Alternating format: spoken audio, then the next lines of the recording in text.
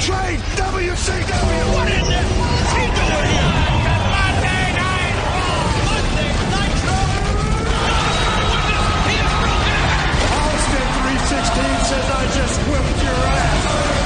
Brett Steve Brett. The new world order, brother. Let's get this. We are at war.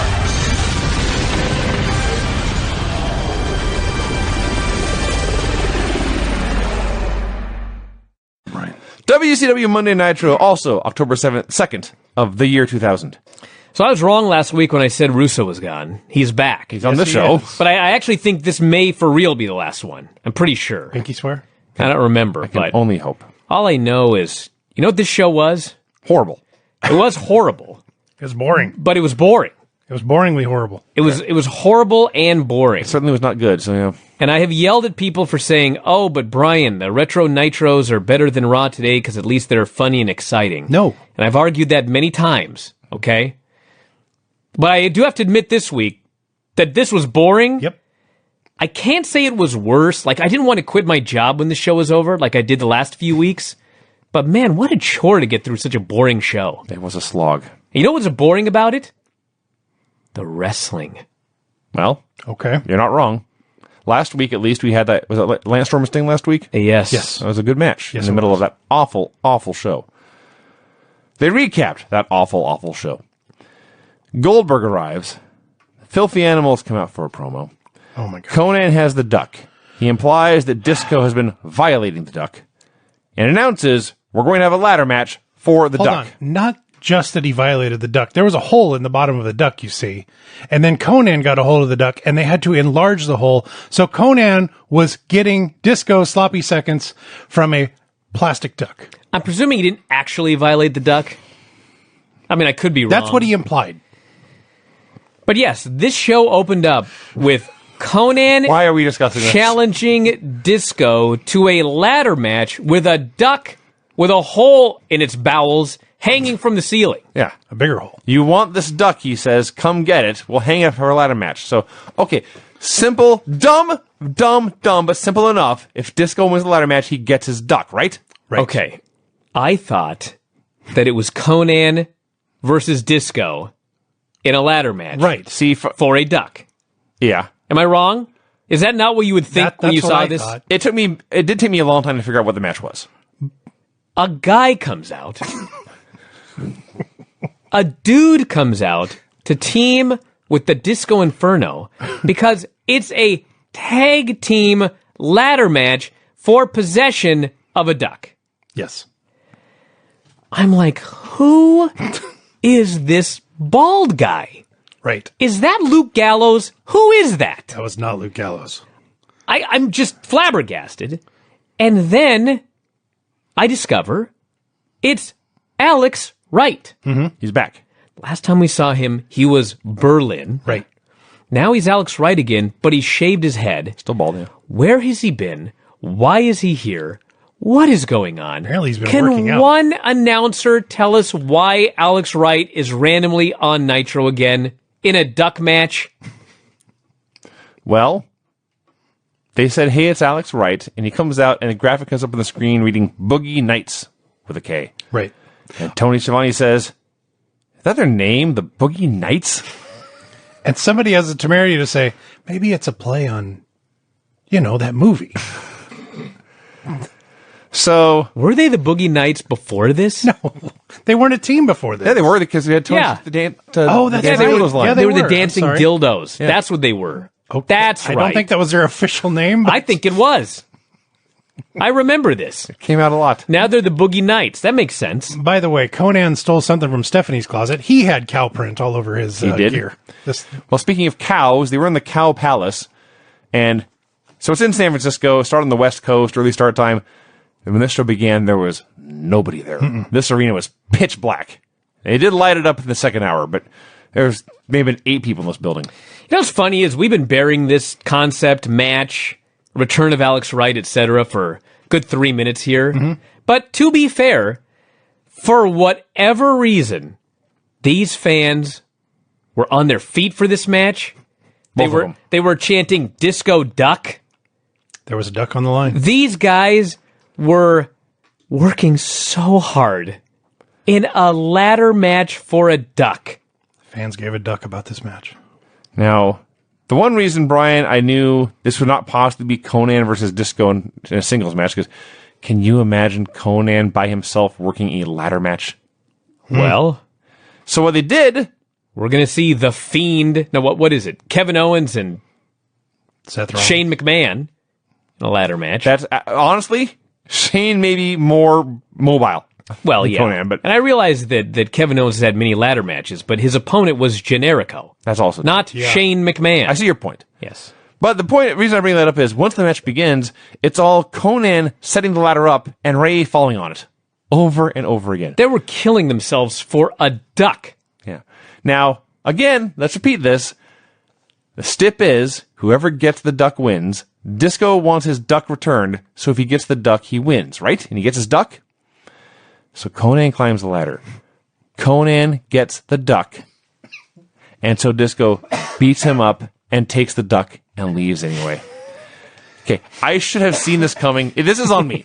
If I had thought about this for half a second, I should have figured this out beforehand. But I didn't. I didn't put even a half second of thought into this. So when Disco lost and then just took his duck anyway, Yes. rage. Just rage. You need to just stop that. I do. It's on me. What did you expect on a Vince Russo show where they're Again. doing a ladder match for a duck? Again, see, if you turn your brain off, stuff like this catches you off guard and it makes you angry. If you turn your brain on just enough to think, of course, Disco's going to lose because of the duck anyway, then you're ready for it when it comes. You can brace yourself for the dumbness. Now, I will say that, like that Shawn Michaels ladder match with Razor Ramon What? at WrestleMania 10, they only had one ladder. And this ladder And that's where the similarities stop. was thrashed. And when they set this ladder up, and the two things like this that keep the ladder from getting too wide, Supports, yes. they're thrashed. And Conan has to climb this ladder. I was like, he ain't getting up there. But he climbed that ladder and he got the duck. It was a miracle. This was better than I expected. David Flair arrives with The second vintner. a person he has kidnapped. The second vintner. Oh, I see. This was exactly what happened on SmackDown. There's a guy wearing a hood that is being dragged in the building against his will. I see. If the payoff had been a guy who looked like David Flair, that would have been better than Oh, the guys. my lord. If only they'd seen this angle. So David Flair has kidnapped somebody and is dragging them around and brought them into the building. We then go to the announcers, who then explain Vince Russo claims he is the WCW World Champion. Shouldn't you have led with that? Shouldn't that have been the start of the Open show? up the show with it, yeah. I think that was all about Thunder. There was a Thunder in between. Perhaps Thunder was heavily into the whole who was champion thing. So we go to Vince on video reading a prepared statement. I didn't write it down this week. What was he looking at? I don't know. He had an earpiece in and he was looking off screen. He was not looking at the camera? No. So last week he did suffer a concussion when he hit that guardrail. Yes. Like they tried to pad it and everything like that, but he did suffer a major concussion. It was not his first concussion. I thought when I watched this that somebody was reading him lines into his earpiece because he couldn't remember anything. But then he came out without the earpiece and managed to do all of his promo. So I don't know what he was looking at or why he had an earpiece in. But he read his prepared statement. Maybe somebody had cards off camera. Well, the first thing he explains is that he is not an athlete True. and has no business being in the ring. True. Why then did he put himself into a world title match? Because it was his childhood dream and he knew he could do it. And he's a writer and he can do such things. It's I mean, we knew it was dumb. He is pointing out, it's like he realized his story was dumb. He may as well have said, my story was dumb. He's going to relinquish his title and book Jeff Jarrett versus Scott Steiner in a match tonight for the vacant title. He begins to threaten to kick Goldberg's ass, so Goldberg comes out into the arena. Now, I would have sworn this Russo thing was pre-taped, but they begin to interact with each other, exchanging horrible dialogue. These were not pleasantries No. being exchanged. So Russo comes out in a Pope-mobile, Goldberg kills all the security guys, and then Russo says, before you lay a hand on them, listen to me. And I thought, it's way too late. And Scott Hudson says, it's too late. So they still go back and forth for a while. These hated enemies who just have a chat. So Russo says, I could fire you, but that would be too easy. So I'm going to force you to recreate your streak. And if you lose, I'll fire you. He's got to make his own life more difficult. It would be too Firing easy. you would be too easy. Yes. So if you lose, I'll fire you. Yes. Yes. Firing you would be too easy. Yes, Vinny. So if you lose, I'll fire you. And on top of that, if you do make it to 176-0 again, then you get a title shot. Right. Why is he doing this? Do you know what? How concussed was he? Okay, the storyline is stupid, all right? But you know what's more infuriating about it is we have seen WCW do two things. They did a Goldberg streak where every week he would beat one guy, and eventually the fans started counting, and it became organic and real and the most over thing they ever did. Mm-hmm.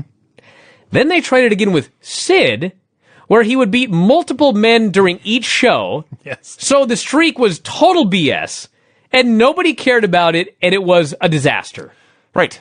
When Russo said, you need to get to 176 again, I already knew what he was going to do. And I knew he hadn't learned a thing from Sid. And sure enough, he's 3-0 by the end of this show. Mm-hmm. So Goldberg is about to get into the Pope Mobile when Mang attacks Goldberg and lays him out, and Russo says this is opponent number one.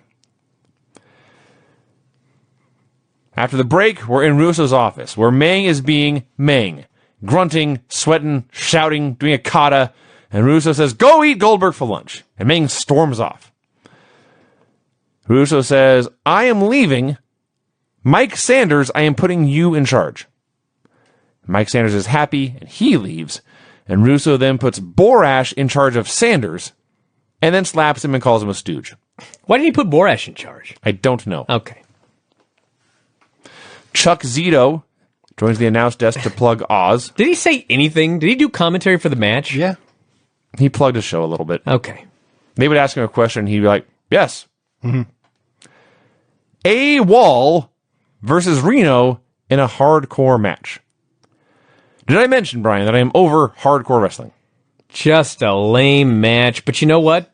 The fans went crazy for some of the stupid spots they did.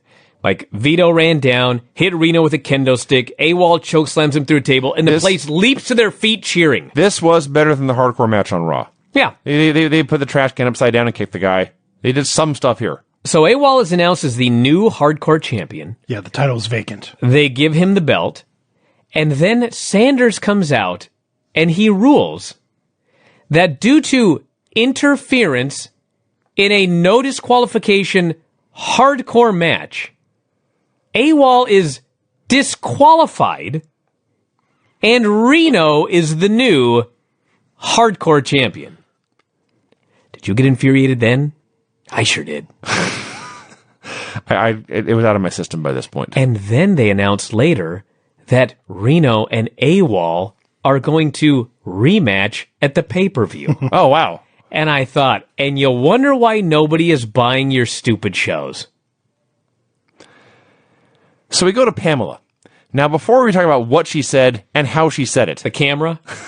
she's standing there alone. There's no one else on screen. Was she in a washing machine? There's a backdrop behind her. The cameraman is shooting her by running from all the way to her right, all the way over to her left, back and forth like he has to pee. Just back and forth, back and forth, back and forth. So what she says is that she has big news from the WCW commissioner, the Cat. The Cat has watched the tape, apparently. He determined Booker T left that cage before Vince Russo did. Now, logically, then you would say, okay, then Booker T is still champ. Mm-hmm. Logically. What the Cat has decided is that it will be, instead of Steiner versus Jarrett for the vacant title, it will be Booker versus Sting for the vacant title. That the Cat, by his own admission, just determined Booker should not have lost in the first place. Here's a serious question. Where's Shat? Don't know. He wasn't even on this show. Yeah. Is it that hard to show up one day a week and do your job as commissioner? I don't know. Was there like a kata test at his dojo? What could he have possibly been doing that he wasn't here for Nitro? I don't know. So it's done, and we can all move on, but Pam has to get the last word in. And she says, talk about controversy. Stay tuned. Well, she's right. Hey, listen, she sucks, but she's so much better now than she was on week 1. Low praise. Yes. David is backstage torturing his kidnap victim. His gimp. Yeah. Was it Filthy Tom? Well, no, as it turns out. That's true. We did find out who it was. You can tell the guy's got huge arms. He was much larger than David Flair, the man tormenting him. Shane Douglas cuts a promo. I will cut to the chase. He and Tori Wilson want to go straight to the top. And so they want Mike Awesome. Before that, they want to go straight to the top, and so they challenge Conan to a match of the pay-per-view. I don't know. What? I don't know. Then he wants Mike Awesome for tonight. So, And Tori cuts a terrible heel promo. So that 70s guy, Mike Awesome, comes out for a match with Shane Douglas. Mike Awesome is now working in the leisure suit. Yeah, like before, he just wore like the pants and the shoes, but didn't have to wear the jacket. Yeah. This week, he's got to wear this stupid jacket. Like, what is special about Mike Awesome? He's huge. He's a big guy, he's got a very good physique, and he can fly. Yep. So, let's put him in an outfit where he can't fly, and you can't see his physique, and all he has left is he's big, he may as well be AWOL. Indeed. Indeed. So, remember earlier when I got mad at the one thing, and then didn't get mad at the other thing? Turns out I still had some rage left in me. So they're doing this match. And Tori Wilson jumps in the apron with her back to the hard camera, and she tears open her shirt to expose her breasts to Mike Awesome and distract him. And Mike Awesome, his eyes grow big. He's got franchise up on his shoulders, but he drops him because he's so distracted by this nudity. He's got a love bus that he's needing to... That's true. We may have had that in mind. Phil. That it's a natural Yes. pair there. So that's all fine. That wasn't a natural pair, by the way. You're right. But that's all fine. But then they cut to a camera angle to show that Tori Wilson wasn't topless. No, she's just wearing a bikini top. She was distracted by non-nudity. Well, He was distracted by a topped woman. well, you know, she showed some cleavage. Oh, we never seen that on Nitro before. Well, you know, he was distracted, Vinny. He's got a love bus. That's his gimmick. So, Mike Awesome is distracted by this fully clothed woman, and Shane hits his finish and wins. As if that's not enough, Tigress now has to attack Tori for some reason. Conan attacks Shane. A horrendous segment.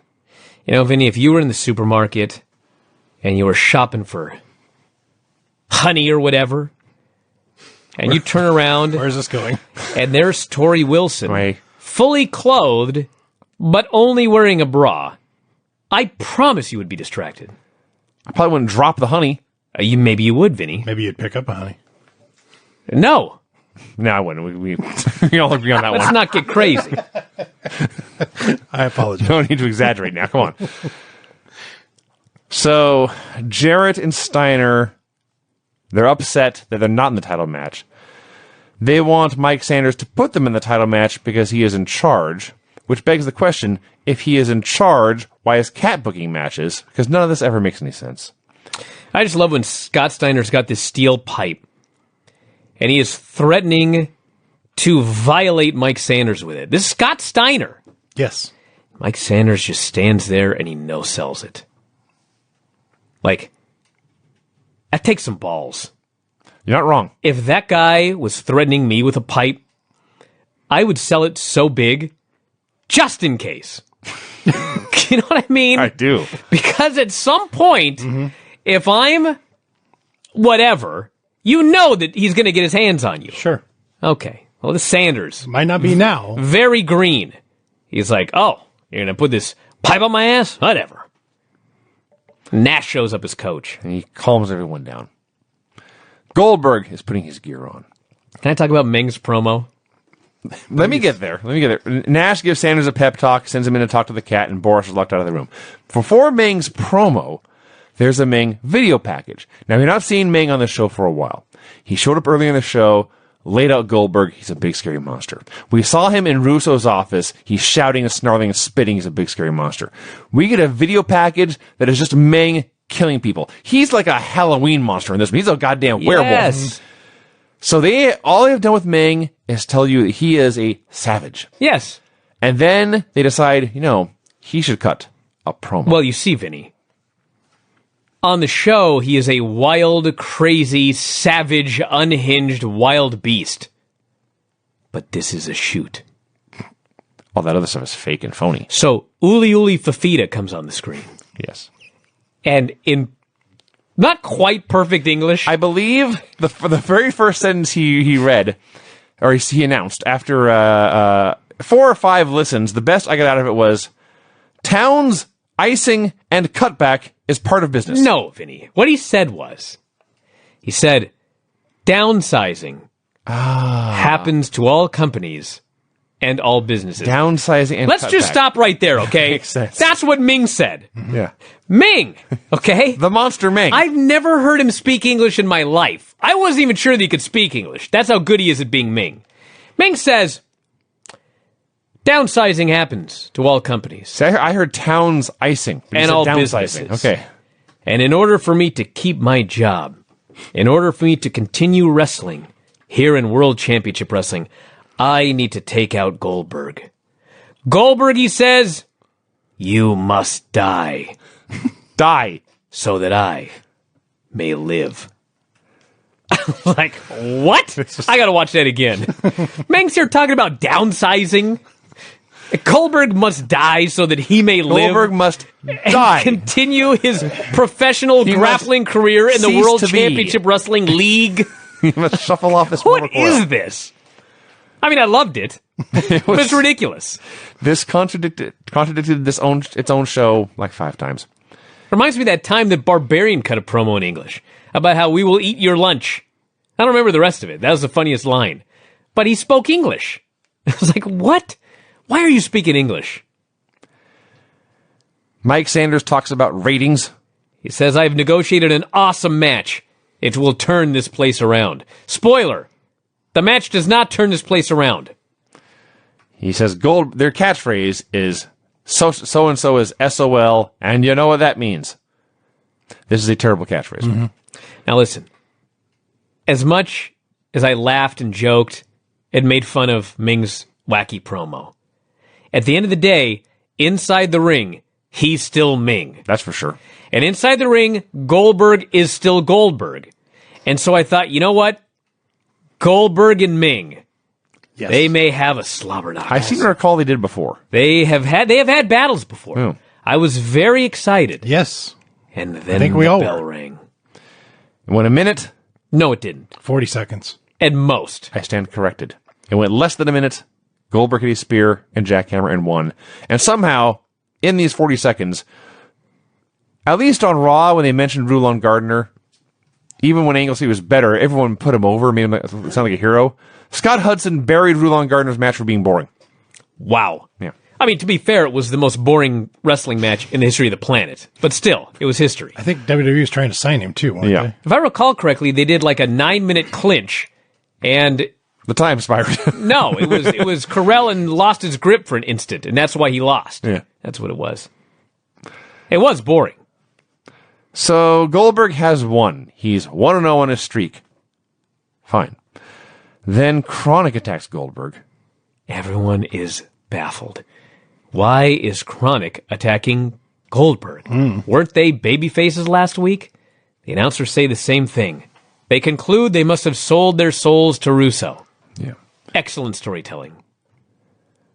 So Mike Sanders tells somebody, I've already forgotten who, but he announces that instead of one match for the title, he has booked a tag team match. This is his idea, by the way. So, yeah. Keep in mind, this started with Jarrett and Steiner fighting each other for the title. Now it's a tag team match with Booker and Jarrett as partners, and Steiner and Sting as partners. Mm-hmm. Those two teams will fight, and the winning team will then fight each other for the world title. Yes. Okay. We'll get to the match itself. I will just say for now, I'll get to the match itself later. David has this hostage backstage. He literally waterboards this person. Yeah. They've got a hood over their head. David teases them with water and then pours a bucket over their head, and they're screaming and wailing. Okay. Yeah, the best part of it is, No. when we get to the reveal later, Yeah. the person Went through all this. put up with all of this For who knows how long. just so he could later beat up David Flair. We don't know how long this person has been kidnapped. We don't. It may be a week. We don't know what other torture. No, we don't know what David did to him before this. But this person went through it all. I mean, at least they could do a storyline where, he switched out with the person when David left the room or something like that. No. Tagged in. That would be too much hard work. Like, this person frees the hostage, but then puts his outfit on so he can go beat up David. So the match, again, I repeat, Booker T and his partner Jeff Jarrett versus Scott Steiner and his partner Sting.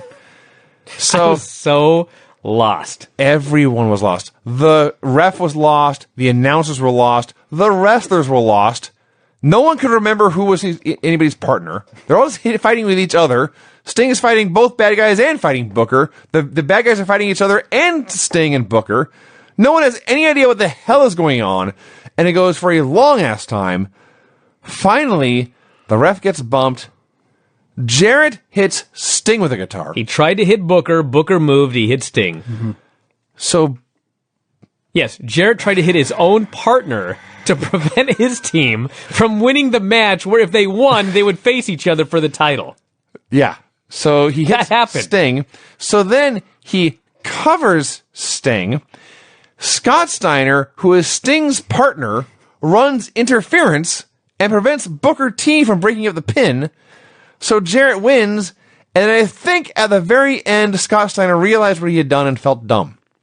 Well, I hope so. This was... How to screw up something that could have been so easy. I was so confused, okay, that when this match was over, I wrote, and I quote, I guess it is Scott Steiner versus Sting in the main event. I was exactly wrong. You were. It wasn't until you had even pointed this out, I didn't even think about the fact that Jarrett had broken a guitar over his own partner's head. Yes. This show. No. He broke the guitar over Sting's head. You tried it. But he had been swinging at his own partner. Yes. I need a break, man. We got to power through this. We're only halfway through this show. No. Elix Skipper comes out. He calls himself the 100 and under kilo Canadian champion. He buries Americans. All you stupid Americans, he says, so everyone will hate him now. In San Francisco. He shows the clip of Kevin Nash calling Beetlejuice Elix. This made Elix Skipper very angry. So Nash and the Natural Born Thrillers come out. Nash apologizes to Beetlejuice for comparing him to Elix. Sanders then says, you and I, Elix Skipper, are about to have a Cruiserweight Championship match. By the way, the Whack Pack was on Raw last week, and Beetlejuice was on WCW. No, Whack was on Nitro.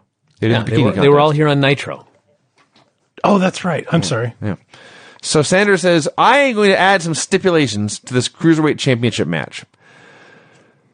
First of all, even though Team Canada is not out here, I am going to ban them. Thanks, Mike. You banned non-existent people. Then he announces, in this match, before you can pin someone, you must powerbomb them. Yes. Elix must powerbomb Kevin Nash. Well, I'd like to see that. then Sanders says, also, it is a handicap match, and my partner is Kevin Nash. And so we got Mike Sanders and Kevin Nash versus Elix Skipper in a handicap must hit a powerbomb before you win Cruiserweight Championship match. Nash is also doing a commentary and a promo in the middle of his match. Nash is out there, jeans, baseball cap, Hand in pocket. doing comedy over the mic, talking about how Elix is a fake Canadian. I'm like, okay, I got it. You're too cool for school. Would you just get the hell out of here, Move you to idiot? Canada because he makes $30,000 a year, but that's a millionaire in Canada. It's like, well, why don't you move to Canada then?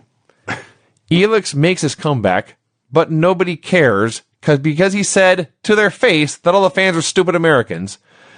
Nash erases him, power bombs him, Sanders wins. Only at this point did I actually realize this was a cruiserweight title match. Mike Sanders, the new cruiserweight champion, the new 200 kilos and under champion, or whatever the hell it is, 100 kilos. Whoop-dee-doo, I wrote. Whoop-dee-doo. Spelled it out. Goldberg is leaving. The Red Rooster says, no, you've got another match. So Goldberg goes back in. Shouldn't it be like Borash telling him that since he's the stooge? Should have been, yeah. Nash says, I'm going to shower. Why? Much like Victoria, why? He, I guess, goes in the shower. He closes the door behind him. At this point, the Natural Born Thrillers, a half dozen jacked up giant men, get attacked by Lance Storm and retired Hacksaw Duggan. No, he's not retired. He had been. He was. Okay. He's back now. Yeah, but okay. yeah. Regardless, these two men beat up all the Natural Born Thrillers by themselves. They were the biggest baby faces. Hacksaw's being Hacksaw. He's beating up these thrillers after Elix got beaten 2-on-1 in a totally unfair match. These guys are supposed to be the top heels. Or at least three. Are of the they? top Are you sure? No, they're supposed to be heels. I know that much. Goldberg versus the Heresies. He immediately spears one and pins him with a spear. Yep. Okay, 2-0, fine. Oh no. Because that is only the first pin in this handicap match. He must jackhammer and pin the other one to get 2 pins here. Added to his 1 pin earlier, he's up to 3-0 already. You morons. You goddamn morons. There's nothing easier than just getting a giant charismatic monster and having him not lose. Russo can't even do that right. He's turning him into Sid, who, by the way, should be back soon. Oh, fun. The while. natural born thrillers can't find Nash. David Flair is dragging his kidnapped victim around. They announce via a large sheet of paper with many, many words printed on it that Jeff Jarrett versus Booker T for the vacant World Heavyweight title will now be a 49ers match. Because much like the famous 49ers, you must hunt for gold. Look at his face. He's baffled. He's so confused. Well, let me tell you about it, Rob. There's a ring.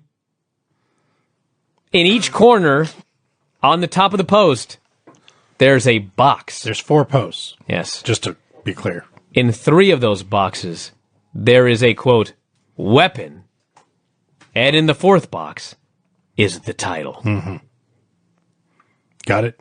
Whoever gets the title wins. This is for the World Heavyweight Championship, held by such luminaries as Harley Race, Ric Flair, Sting, Luger, Vader, in a box match.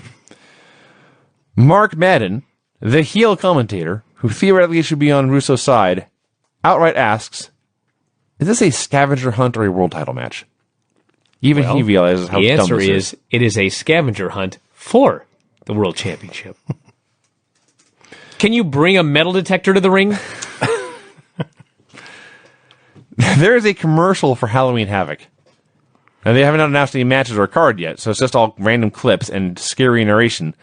At one point, the narrator says, WCW will shock you again, and you will see something you cannot imagine until you see it live. It's every week. Sounds like Nitro. Can only imagine what was on that show. Oh, yeah. David Flair brings his handcuffed victim into the ring. The victim can't stand. He's whimpering, helpless. Emaciated, I'm sure. No doubt deprived of all his supplements. Yeah. So David Flair takes off his handcuffs and turns around, and the guy stands right up, sells nothing, yanks off his hood. It's Buff Bagwell. Let's stop for a second. Please. The reason that David took off the Gimp's handcuffs is because David says, this man has ruined my life, and I'm going to embarrass him tonight. I'm going to embarrass him the way that he embarrassed me. Oh. So the agreement was, I'll take the handcuffs off, and you swear to everyone that you're the father. So David feels that it will be a grave embarrassment to Buff Bagwell to realize or to admit to the people that he impregnated Stacy Keibler. Yeah. The shame. The indignity. So he takes off the handcuffs, the guy takes off the mask, it's Bagwell, he beats the hell out of David. So, I don't even know why I'm bothering, but I got 1,000 questions, okay? They're all good ones. Did David know who he'd kidnapped? That's question number one. I assume, based on his trip last week, that this is the guy whose address he found in the phone book. So we presume that he knew it's Bagwell. Yes. Okay. Yeah, he drove to Bagwell's neighbor's house. Yes. And then Bagwell's house. And went to but Marcus wasn't home. So are we supposed to believe that Buff did impregnate Stacy? Or at least he was banging her in the limo. What are we supposed to... This is the dumbest... This is another one. Okay? There's going to be a marriage. The fiancé runs off, reveals that someone else has impregnated her. How hard is this?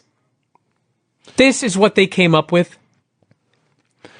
And are we to believe that David overpowered That is a great question, Buff Greg. Bagwell? How did David kidnap him in the first and place? put him in Well, a hood that and would have been the cuffs? best video. Did he put a net over the door, and so when Bagwell went to open the door, a net fell on him? Did he- I like more that he dug a giant hole and covered it with leaves. Yeah, sticks. Maybe he darted him, tranquilizer. These are all great questions.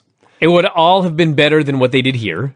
And The capture of Buff Bagwell. we did the I need some vignettes. Yeah, it's like he should have put something in one of his protein shakes. They should have done Predator with David Flair hunting Marcus Bagwell. And again, we did ask this before, but it bears repeating. If Buff was so fine that he could stand up and take the hood off as soon as those handcuffs were off, why did he let David Flair drag him all over who knows where for who knows how long? Well, to be fair, he was handcuffed. He was handcuffed, but he was fine. He was fine. I believe hooded, handcuffed Buff Bagwell would beat David Flair's ass. It's a decent chance. Did no flight attendant raise a hand when they got in the plane to come to San Francisco? He drove, Craig. I'm sorry. Yes. From Atlanta. Temerity. Yes. From Marietta. What were they in? Oh, they were in San Francisco. It's a long drive. Yeah, I'll say. It's a long drive. What are you nodding at? What's Rob doing over here? So I'm really befuddled by the fact You don't say. Well, yeah, no. Let's just stop right there. Yeah, yes. That's not about you. It's about this show. No, I get that. I get that. Yeah. But what I was going to say is I'm kind of befuddled that you guys are more. This bothers you more than the fact that at the beginning of the show, Disco was in a fight over A duck. that he was presumably fucking. Yes, both of them were. Well, that's what they claim. Yeah, right. I think it's just rumors. Who's he fighting? David Flair. No. Conan. Thank you. Sorry. It's That tag Conan then cut a hole in because to imply that he was also fucking the duck, This happened. I turned his mic on for this. and thus is then bigger. Implies that he is a much more endowed than Disco, Yes. That was and the thus joke. ruining the duck. Where are we for going Disco. here? Why would Disco be so badly want to get this duck back that has been ruined? 30 minutes and he finally asked a question about the first match? Well, maybe he had a question earlier. I don't know. I don't know, Rob. I have no idea. Rob, there's a lot of questions that all of us have. It is. He's got a point. Well, of course he's Why got a did point, this but go why are on we to asking this discuss that? 35 minutes into the review? Get out of here, Rob. You kidding me? There's no way we can even address. We can't even ask all the questions about the show, let alone answer them. I mean, are we sure that Bagwell didn't impregnate the duck? No. Okay. Well, as long as we don't have answers to anything. So Duck Bagwell? We go to commercial. Fluff.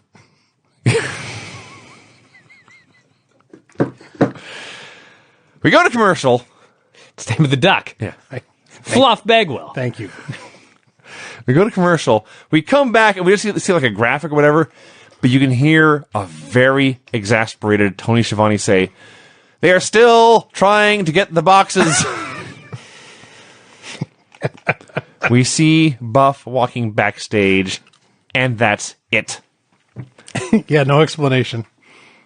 Booker T versus Jeff Jarrett in a 49ers match for the World Heavyweight title. This was awesome because the first, It was? It was? No. The first bump they take into a corner, one of the boxes falls off the post. I didn't even catch that.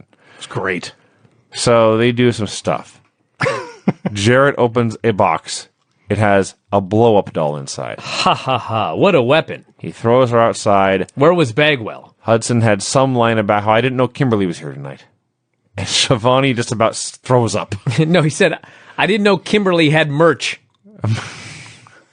That was his line. That's funnier, actually. Booker T gets a box. Inside the box is a framed photograph of Scott Hall. You thought you were mad earlier today when he opened that box and it was a picture of Scott Hall. The first words I wrote, is this company dead yet? That's almost where I quit.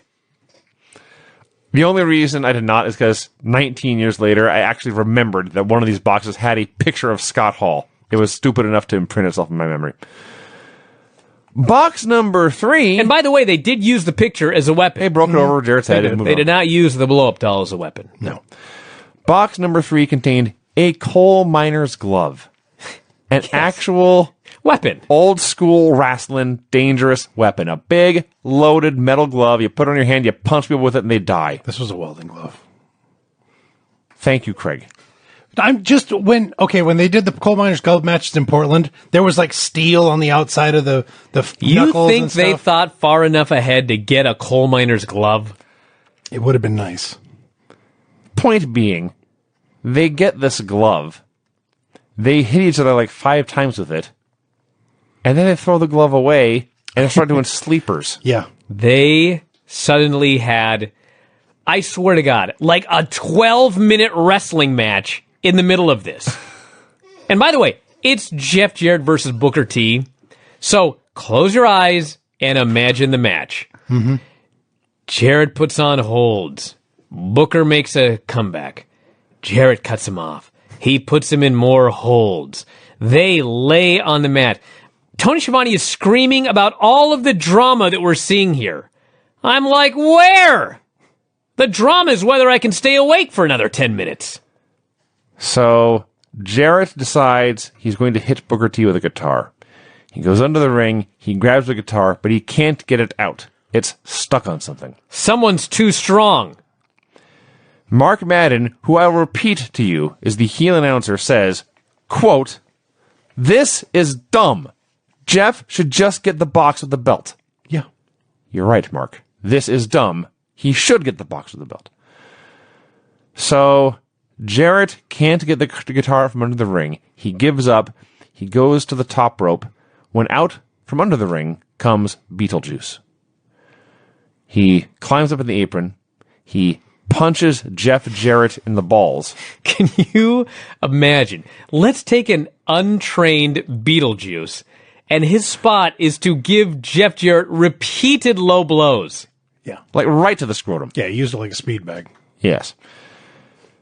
So, after Booker T can't beat Jeff Jarrett, but Beetlejuice can, Yes. because Booker's the worst champion in the history of the world.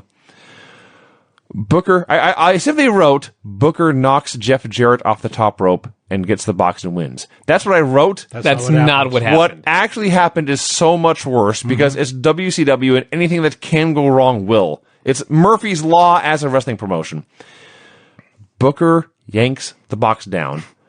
The box disintegrates. Yes. Yes. like It's made of to the particle videos board. of Paper atom bomb mache. tests where things just fade away, houses disappear. That's happened to this box. The World Championship belt falls to Earth, where someone retrieves it and hands it to Booker. And now Booker's the worst champ in the world. Again. This show. And then There's more. they can't even... They can't leave well enough alone, as they say.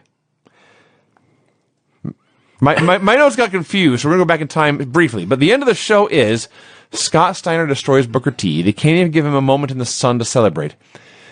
And then the close of the show, they can't even let Booker get the heat on him because the close of the show is Steiner putting the recliner on Beetlejuice. Yes.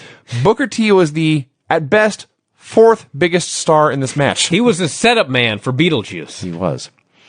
Now, somehow my notes got out of order, so I do want to add, there was a point in this show when... we didn't talk about this. My notes got out of order, but we talked about it anyway. It was when Team Canada beat the Thrillers. I don't know what the hell happened. This paragraph suddenly is in the bottom of my notes again. That's on me. So never mind. We talked about that. Sweet. Thanks, Vinny. Yeah. Show's over. Show's over. Can you at least do your finishes report in order? I will do my best. All right. Here we go. That's fucking weird. That's never happened before. You probably wrote something that you wanted to write for later and then went back and wrote above it and then forgot. That's probably it. I've done that. All right. The finishes show on... The finishes... I can't do it, Brian. I can't do my finishes report. The finishes on this show were... win in a tag team ladder match for a fucking duck, where the losers got the fucking duck anyway. Pin in a hardcore match after interference that then turns into a DQ in a hardcore match. Pin after a man is distracted by a woman who has her top on. Clean pin. Pin after guitar shot in a tag match where nobody could even keep track of what the teams were. Cruiserweight title changes hands in a handicap must hit a powerbomb before you win match.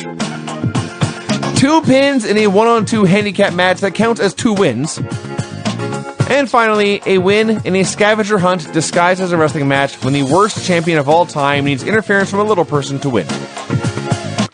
I don't know why it is, but whenever you are reading your finishes report on Nitro, and all of a sudden you say, clean pin, Record scratch. I'm like, Did that that's what I want to know about. Like, what happened? He couldn't think of one screw job? There was nobody left to run in? All the weapons were used. What happened where he was like writing thing and he went, you know what? I'm just going to have a clean pin. What the hell? That fascinates me. got lazy that time? More than anything else. Do you want to know what it was? What was it? It was Goldberg beating Meng. Okay. Well, I guess that's all right. See, he could only somewhat screw up Goldberg. You know what I'm saying? He couldn't even screw up Goldberg right. No, I mean, it's just like, you know, he screwed him up, but he was still doing some things right. That's how hard it is to screw up something like Goldberg. Anyway. We are at war. Cool. It was going fine until the end there, man. Yeah. So, just like Nitro. In some ways. So Nitro, everyone. Let me tell you all about this Nitro. Brisbane, Australia. This was, in fact, the week that Hoovy lost his mind. Oh! That's right. They were at a hotel, and Hoovy... Lost his mind. That's a good way to put it. So, I'm not throwing out any accusations here. Sure. I'm just telling you what people got a lawyer on speed dial believe. No, this is just what people believe happened. Okay? So apparently there was a big thing in Australia at the time of smoking PCP-laced cigarettes. Oh, my. Okay? And I guess Hoovy told people, I thought it was just a cigarette. I didn't know that it was laced with PCP. Well, whatever happened, happened. And he goes in the hotel, and he goes absolutely nuts, and he tears off all of his clothes, and he runs around naked, and he proclaims that he is God. Someone sees this and presumes it's not normal behavior. Sure. They call the authorities. Friendly for Hoovy, isn't it? The cops show up. Apparently, this was like one of those deals where, you know, the little guy, all messed up, has superhuman strength. PCP will do that to you. He's like beating up a bunch of these cops. Naked. And the cops then get out the spray. Pepper spray. And apparently, they actually did a spot, a legit spot, where the cop goes to spray the pepper spray, but Hoovy ducks and he sprays another officer. Aha! Yes. So they finally get him tied up or whatever. They take him out, goes to the police station. I guess everything goes back to normal. And they say, listen, we're not going to charge you we arrested you. We're not going to charge you, but we need to deport you. Fair. All right, fine. So he flies back to the States, and shortly after getting back to the States, he's fired. But it's WCW. And so they announce Salvatore Guerrero has been fired. Because I guess all Mexicans look the same. Sure. Eddie gets word. He freaks out. He calls Chavo. My God, what did you do? Why did you get fired? Chavo has to explain, I'm not fired. What's going on here? And that was the end of Hoovy. This company died. Yeah. This was the week there was talk of a sale. I had forgotten the Salvador Guerrero announcement. Oh, my God. And this was a much better show than usual. Here's the thing. When we closed last week's review, we noted it was the end of the Russo shows, so it had to get better. And one of us said, no, I've heard it doesn't get better for a while. Wrong! Well, I didn't say that.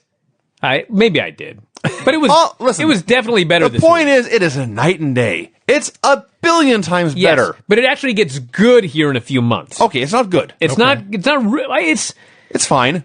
I watch Hell in a Cell.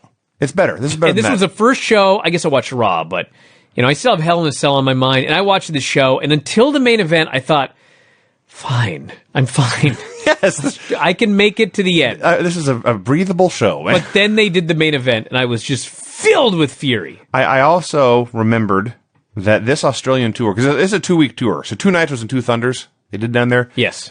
And even at the time, I don't think we knew the Russo era was a disaster. I don't think we didn't know how near the end was. But we at the time knew these Australian shows were way better than what they had been doing. The crowd is huge. Yeah. They're into everything. Everyone comes off like a star.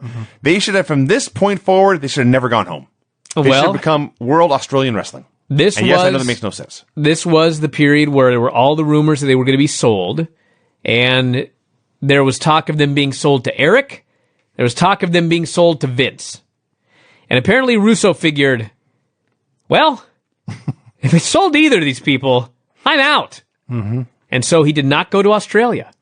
And so they had 4 non-Russo shows, and so far the first one is much better. They spent a month in Australia? No, they did 2 weeks. Oh, I'm sorry. Yeah. So Jeff Jarrett arrives at the building dressed as 1980 Sting. So it wasn't perfect. All teal and orange. Hey, Jeff Jarrett impersonating Sting is much better than Jeff Jarrett being the chosen one for the 400th show in a row. That's true, Vinny, but we watch the 1980s Sting, and this was the worst impersonation of a wrestler I've ever seen. I mean, he's a bad Sting. Hoovy in the hotel, I'm not sure, could have accurately recreated the Sting character if you would have put makeup on him while he was running around naked and proclaiming himself to be God. We get clips of beautiful Australian scenery and koala bears and kangaroos. And then we get a match. A wrestling match to open a show. Elix Skipper versus Rey Mysterio Jr. in front of a great big crowd with enough time to have a wrestling match that just has a wrestling match finish and everyone going crazy. I was in heaven, and it wasn't even that good. Now, Elix Skipper is very green, but Rey Mysterio is very great. That's true. And so Ray did everything he could. There was one horrible botch where Elix tried to do a rope walk into a Hurricane Rana, but instead he did a Rikishi sit-down splash, and Ray went the wrong way and almost tore out both of his knees and Ray was killed. Almost torn in half by this. Yes. So the other positives were Stevie Ray is just randomly doing commentary this week. Yes. And he's not great, but he's funny. I disagree. So I'm cool with that. And Tigress did commentary, and she was fine. She was better than most. I'd rather have her running SmackDown than Cole. Sure. Actually, that's fine. So, yes, all I could think watching that, and I realized it was 5 years later, maybe he practiced a lot, but Elix Skipper did this rope walk Rana thing and nearly cut Ray in half, and he almost nearly died. All I could think was, this dude tried this move on a cage. He didn't try it on a cage. He performed it. Performed on a cage. I would have never jumped again. I would have 1 foot on the ground at all times the rest of my life after this move. So they're doing this match, and Tigress is on commentary when randomly she's attacked by Tori Wilson.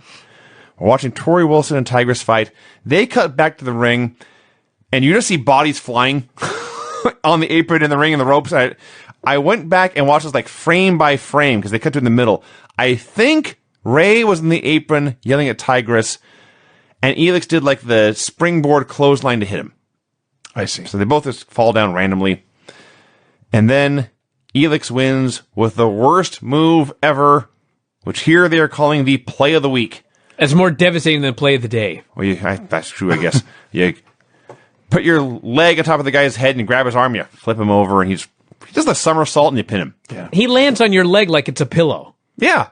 It's a horrible move. It's dumb. It's not Elix's fault. Lots of guys have used it. It sucks. You can only hit it every 7 days, though. It's play of the week. Right. Yeah.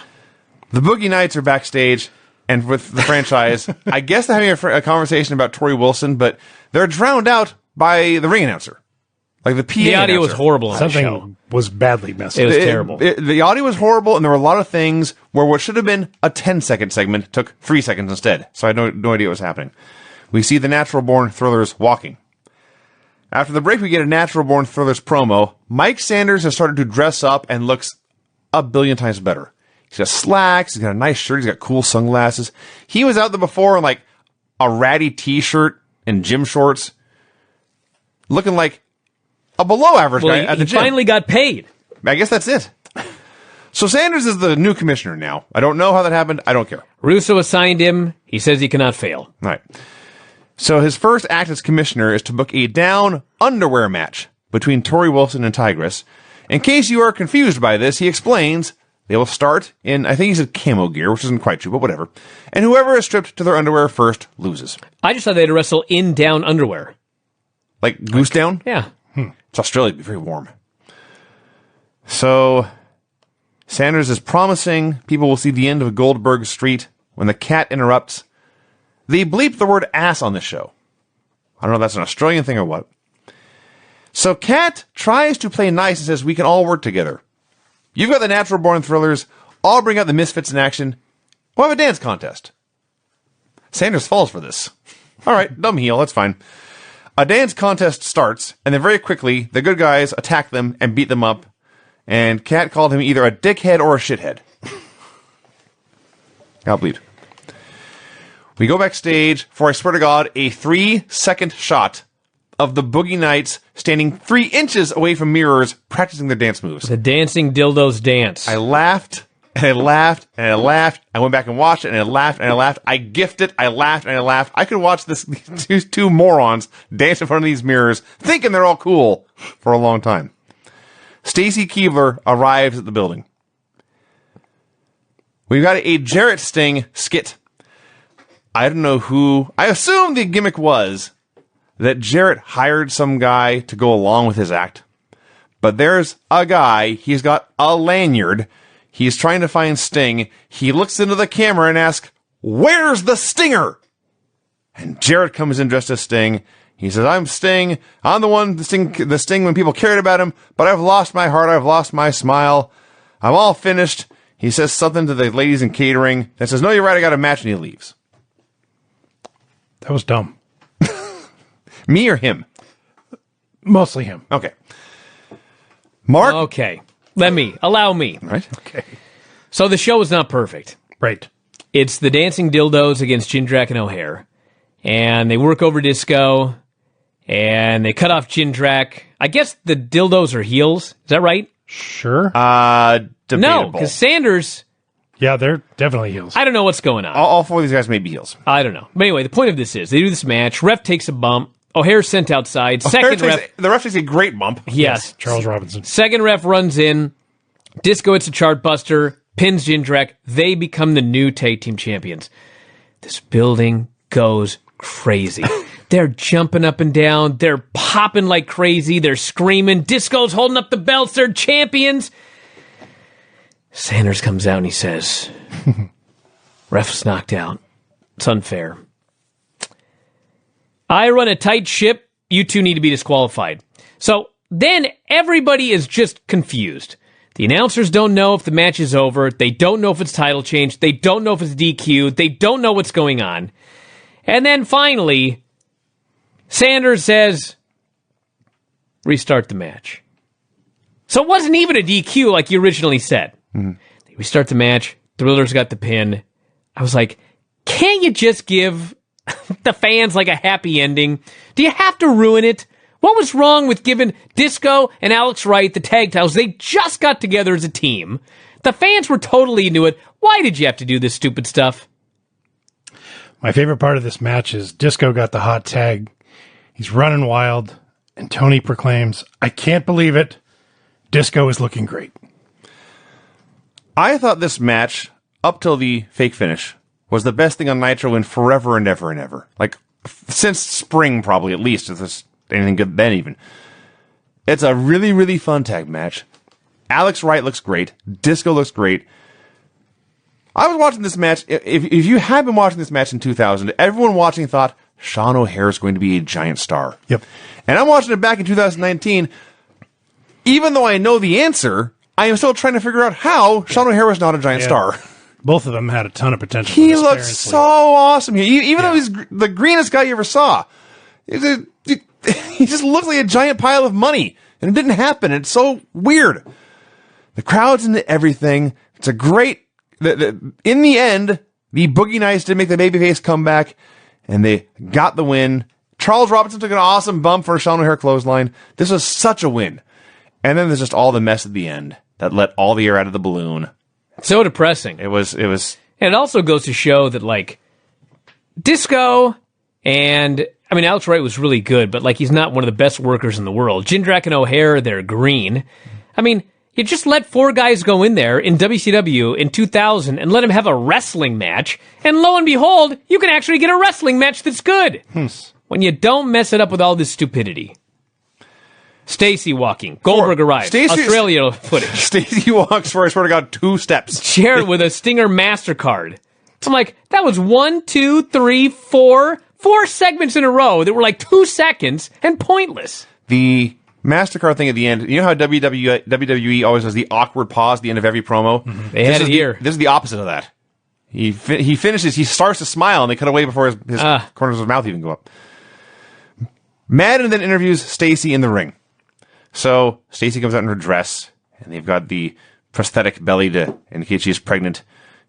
And Stevie Ray says, she's starting to show. Tony Schiavone, thousands of miles from his wife and family, mutters, she can show me anything she wants. And Stevie Ray, the gentleman, Tony, please! I laughed and I laughed and I laughed. So Madden's first question is, Stacy Keibler, who's the father of your baby? And before she can react, Stevie Ray barks, yeah, suckers got snow. This is the best Nitro in 2000. Not even close. So earlier we had the interrogation of Mick Foley and Deborah. Now we've got Mark Madden and Stacy.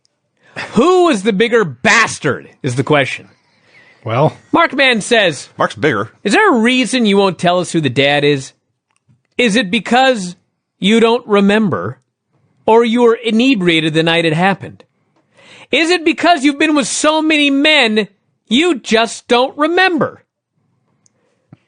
You thought that you could call her into the ring, ask her this line of questioning, and she was just going to tell you who the daddy is?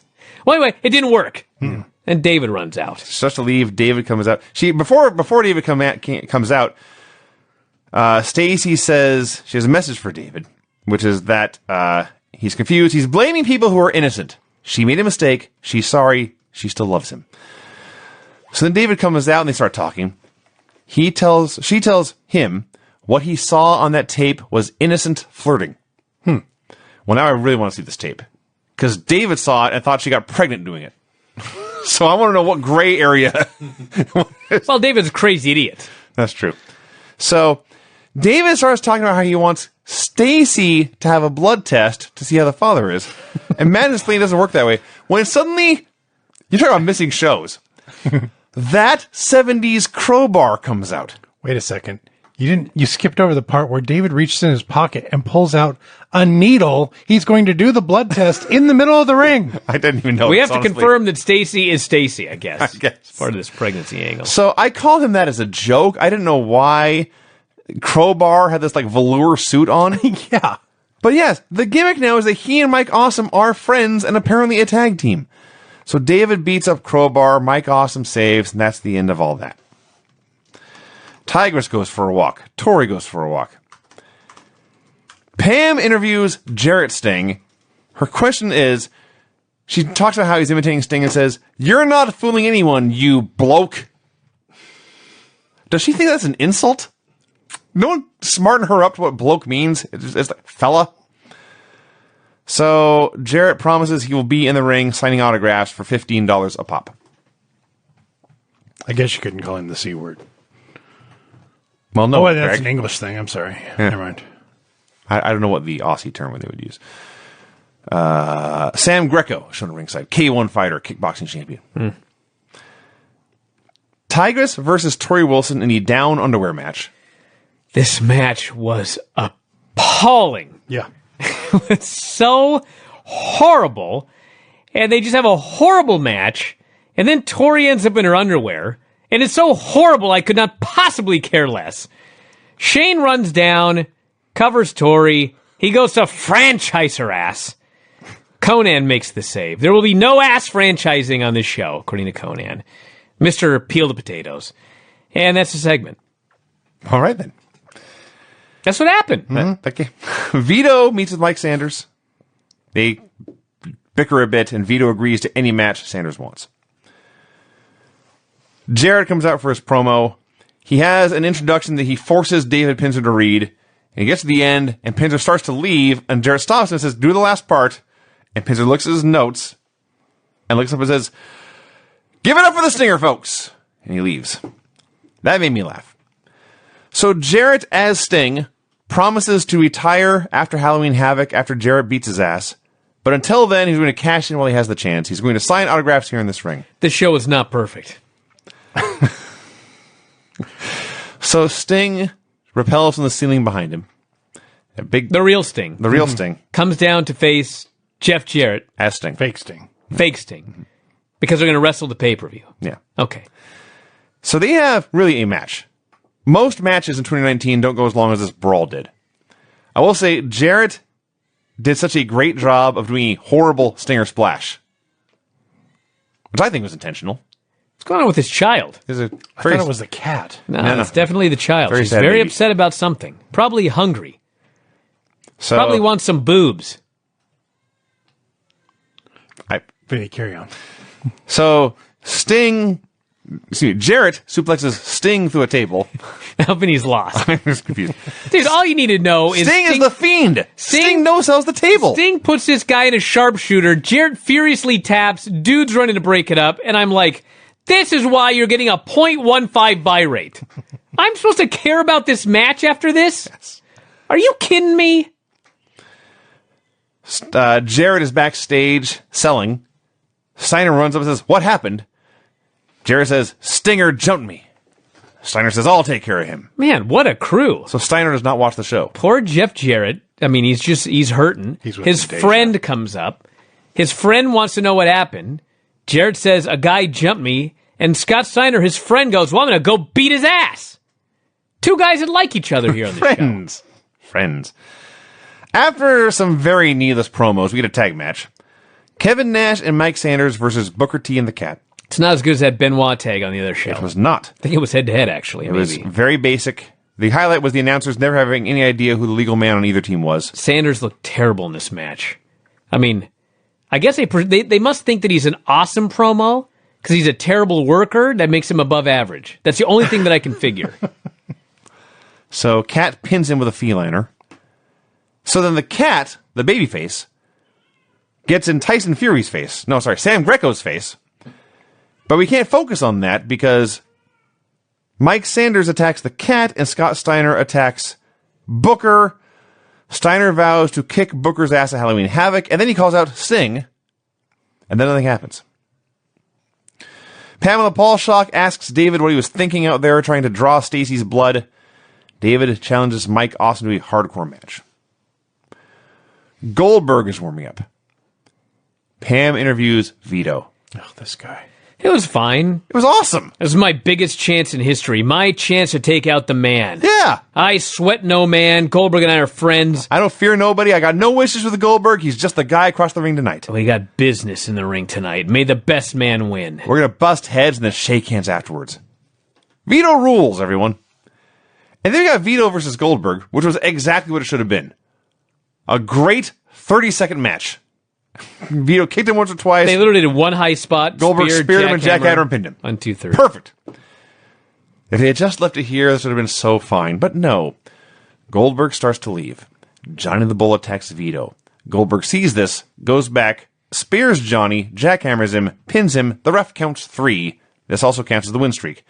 Then Chronic comes out. What happened here? Chronic I comes will be out. happy to explain when Vinny's done. And nothing happens. Well, I don't know why Chronic came out. Okay. I presume both of them will be beaten next week. But I guess, basically, the storyline is he has to break 176. Okay? And they don't want to wait 176 shows. Well, I mean, at the rate they're going, they do like a couple of house shows a week. Get it by Christmas. It would have been 2003 before he broke 176. So now they got to figure out, we got to be like 10 guys on each show. But that didn't happen here. Chronic came out. He beat 2 guys. Their music was playing. I know, but he beat Vito and Johnny. They went to commercial and they moved on from Chronic. I know, he'll probably beat Chronic, both of them, on Thunder for 2 more wins. He's just got to beat as many guys as he can every single show now.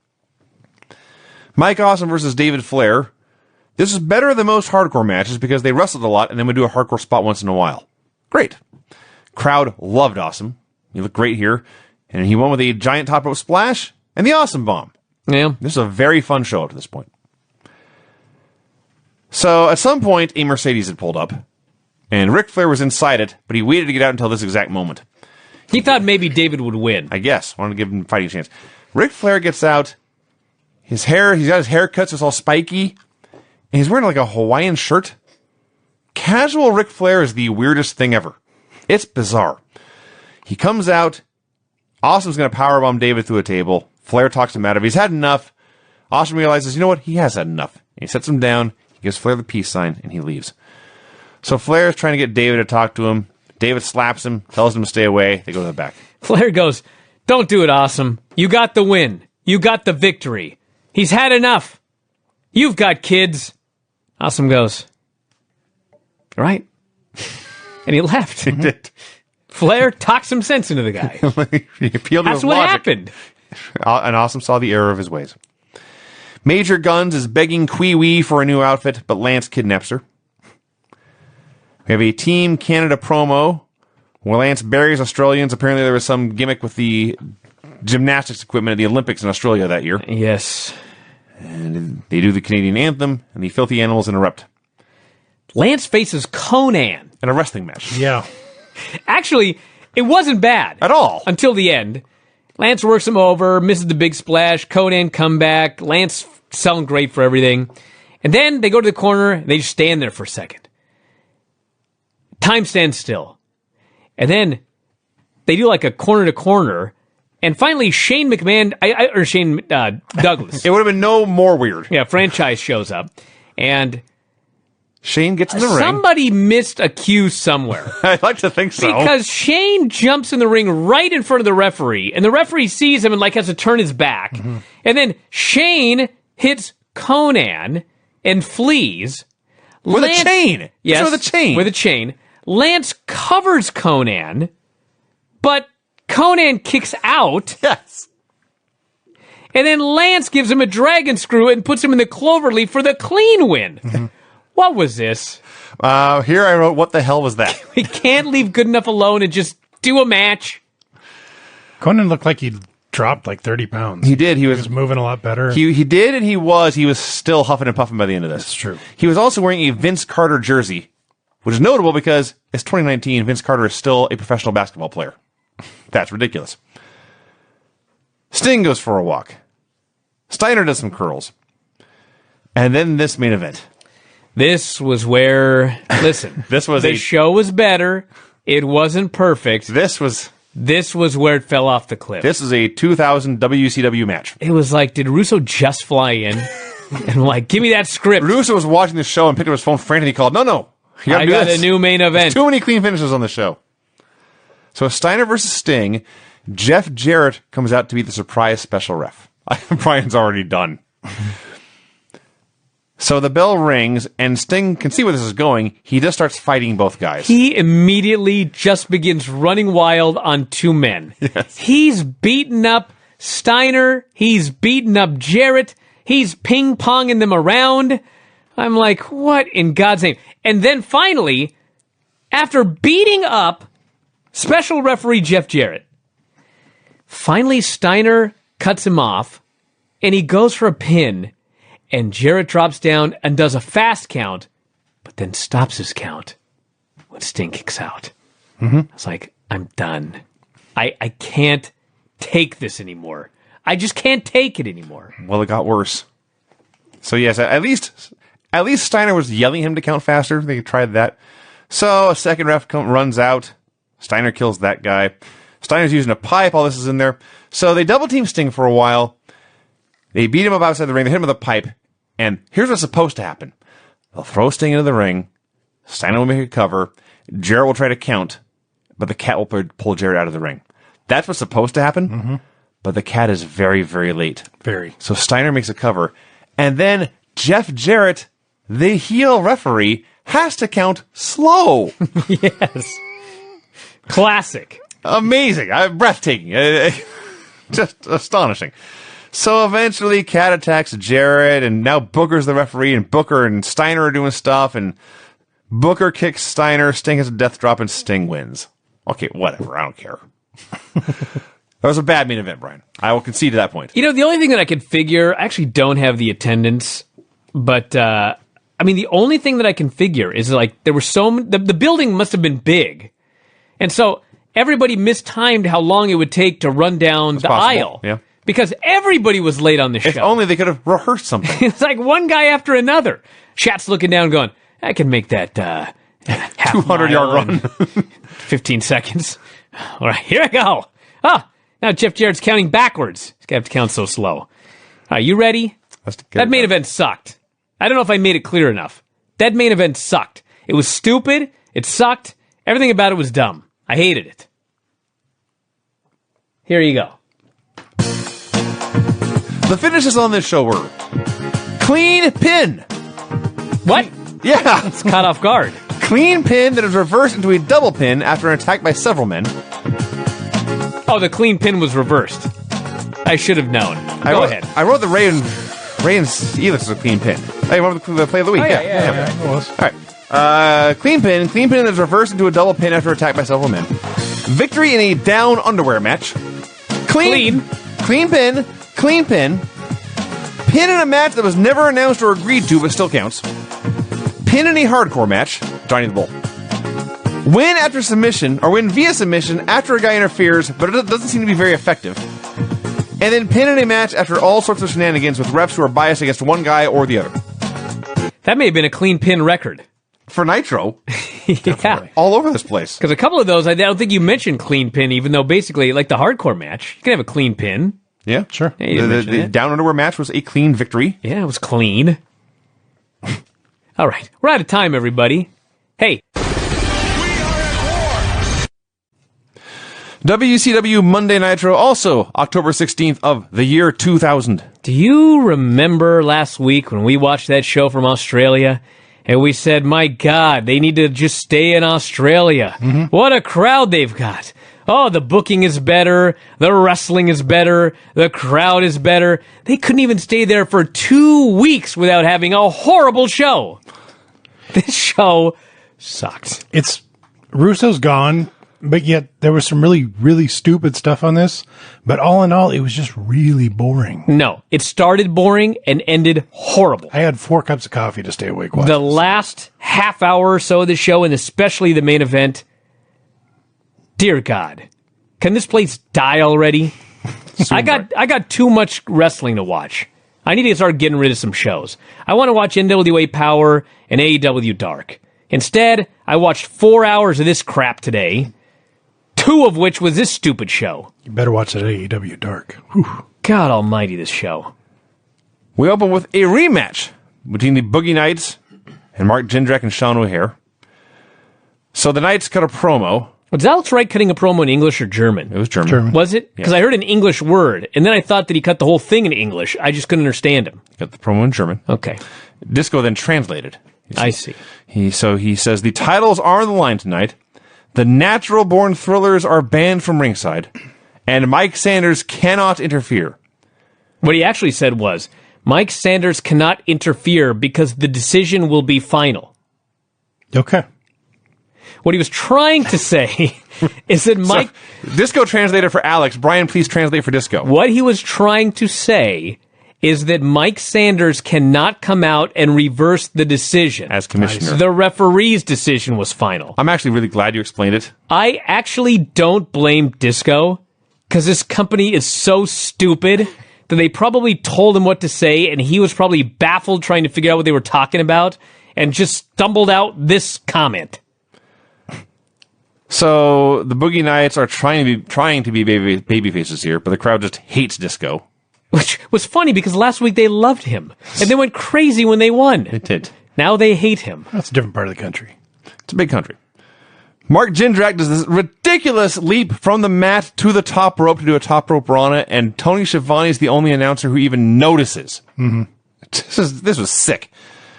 So Alex is on the top rope when he gets a hot tag, and the announcers spend a long time debating whether or not this is fair. The ref gets kicked. Disco hits the chart buster. Excuse me, did you say a ref bump? I did. Okay. Should we keep a tally? I've already started. All right. Chronic attacks, as I've lost track of what side they're on now, but O'Hare hits the senton and gets the pin. Chronic are heels. I think so. They've just They're inexplicably... clearly heels on this show, and they were probably heels last week too, but there was never a reason. See, the difference is, I can at least tell myself, we don't watch Thunder, so maybe they turned on Thunder. Unlike WWE Today, where the Kabuki Warriors are just heels, and I watch every show, Yes. and so I know there was no turn, there may have been a Chronic turn, but they are definitely heels.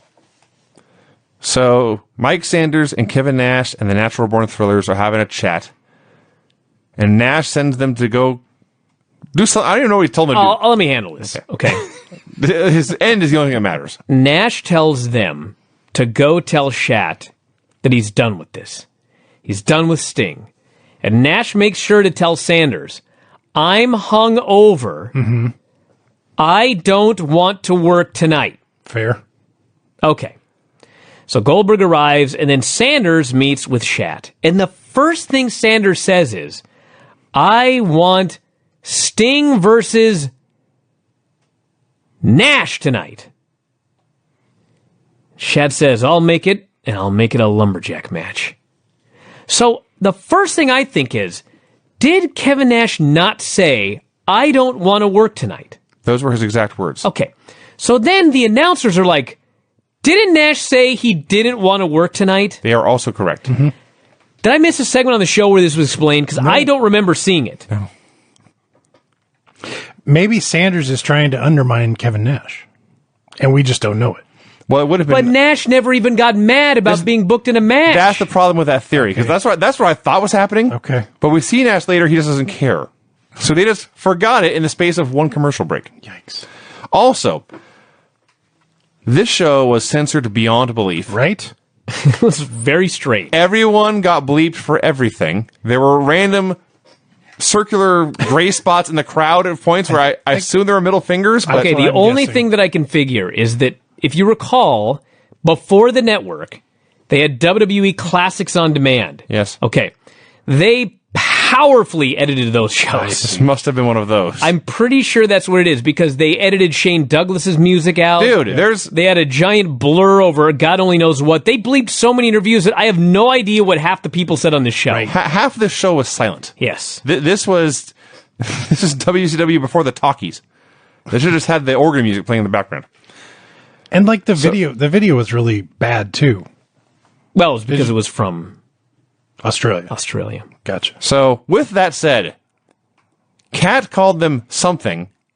It got bleeped, so I don't know.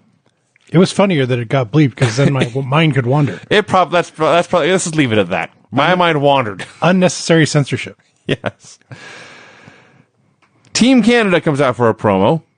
Lance buries cricket and Australian accents. The crowd tells him he is a wanker. They didn't bleep that. And they not bleep the crowd saying wanker.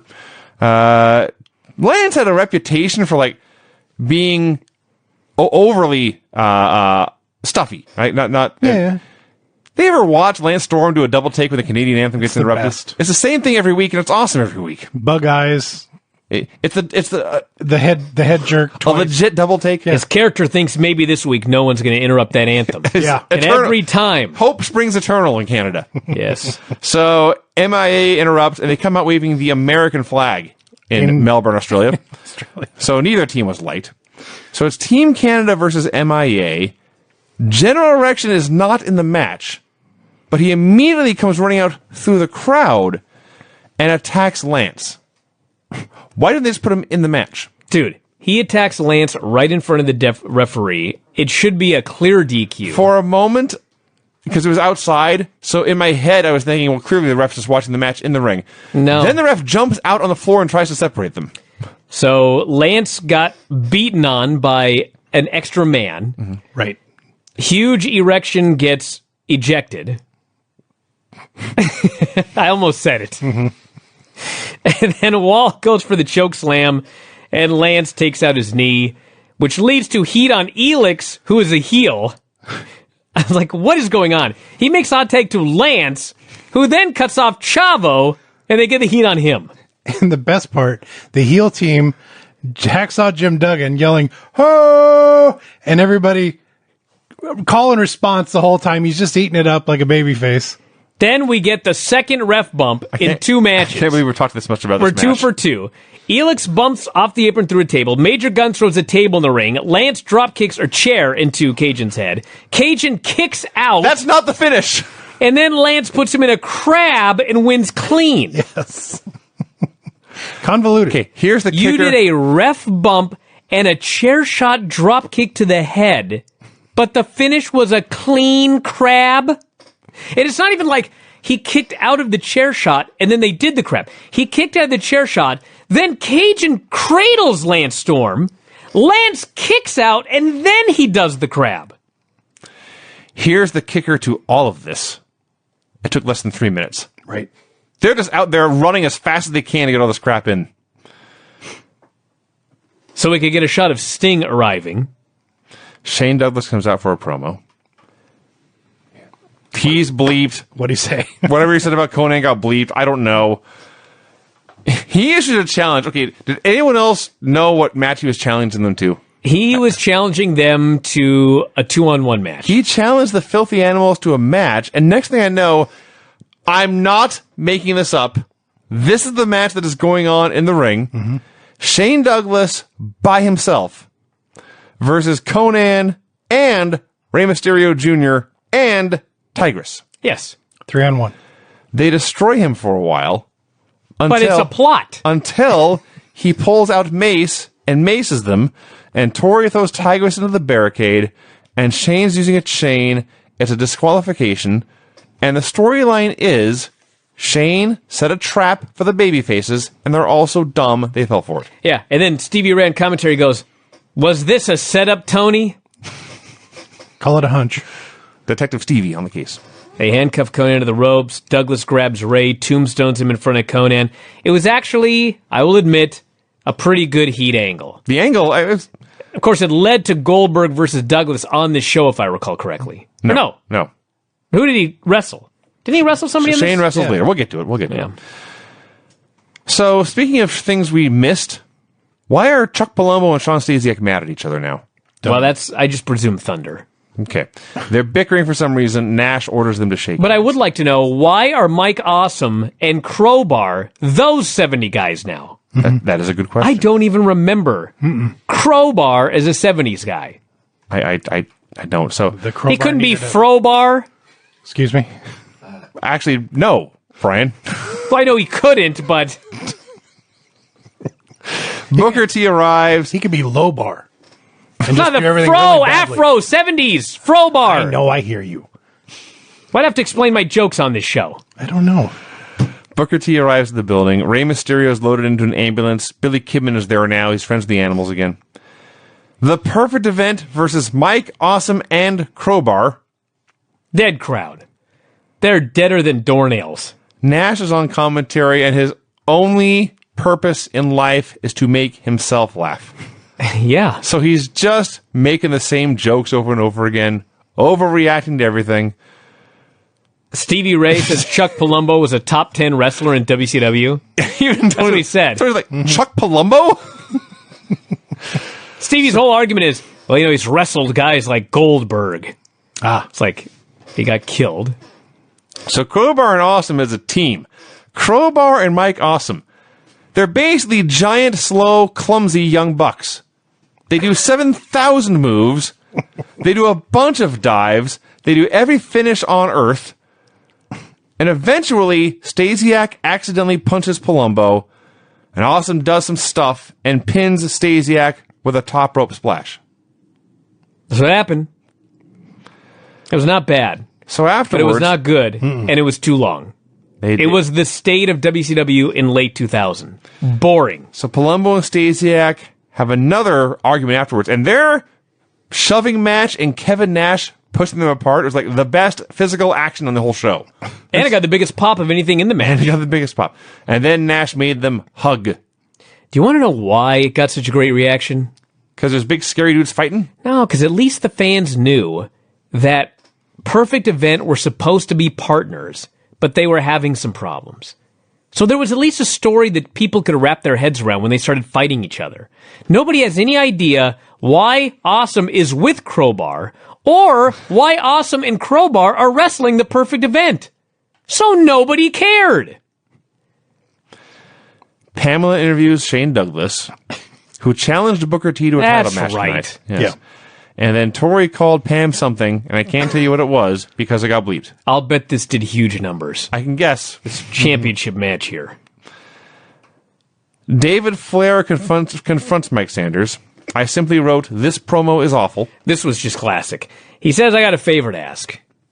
I want Buff Bagwell at Halloween Havoc in a DNA match. Yes. Sanders says, Yeah, I don't want to see it either. he says, you got it. So David leaves, and Well, it starts to leave. Tony Schiavone says, what in the world is a DNA match? Fair. I mean, their idea is, we're going to do a match, and you're going to pay $29.95 or $34.95 to find out what a DNA match is.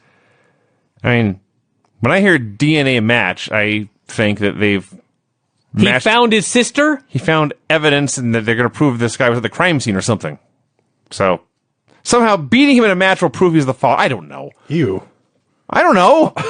I didn't book it. Don't get mad at me. I honestly don't know what the DNA match is. Should I look it up? No, I'd rather be surprised. We're not going to watch the pay-per-view. Well, no, we'll see. There's 2 or 3 weeks before then. See if they explain it on the show. All right, well, I'm going to look it up. All right. So Sanders tells Flair to take a seat. Queewee versus Johnny Well, the it Bull. happens. You better take the safe search off there. Go ahead. I want now he's read it. I want to hear what he has to say. Yeah, what is it? No, I'm not going to read it. I'm just saying the match actually took place. Okay. Queewee versus Johnny the Bull. Stevie Ray is on commentary. And Stevie Ray's word for... Oh, God. I should have just waited. I'm not saying anything. Go ahead. Don't you want to hear now, Vince? I know you do, because I do. Okay. So are you ready for this? I'm ready. Hang on. Okay, I'm ready. Okay. So the story is that David wants Bagwell to take a DNA test. Sure. Okay. So to get the DNA, Right. Hold it. Hang on. Sit down. it's not what you think, but it is bad. Young children, you should stop the show right now. It is a first blood match, Okay. so he can collect his blood to get a DNA test done.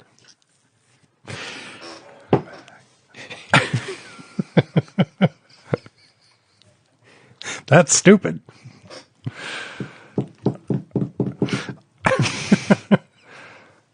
So Stevie Ray, whenever there's a woman he does not like around, and as far as I can tell, that's all women. Everyone, yeah. He calls him a yak.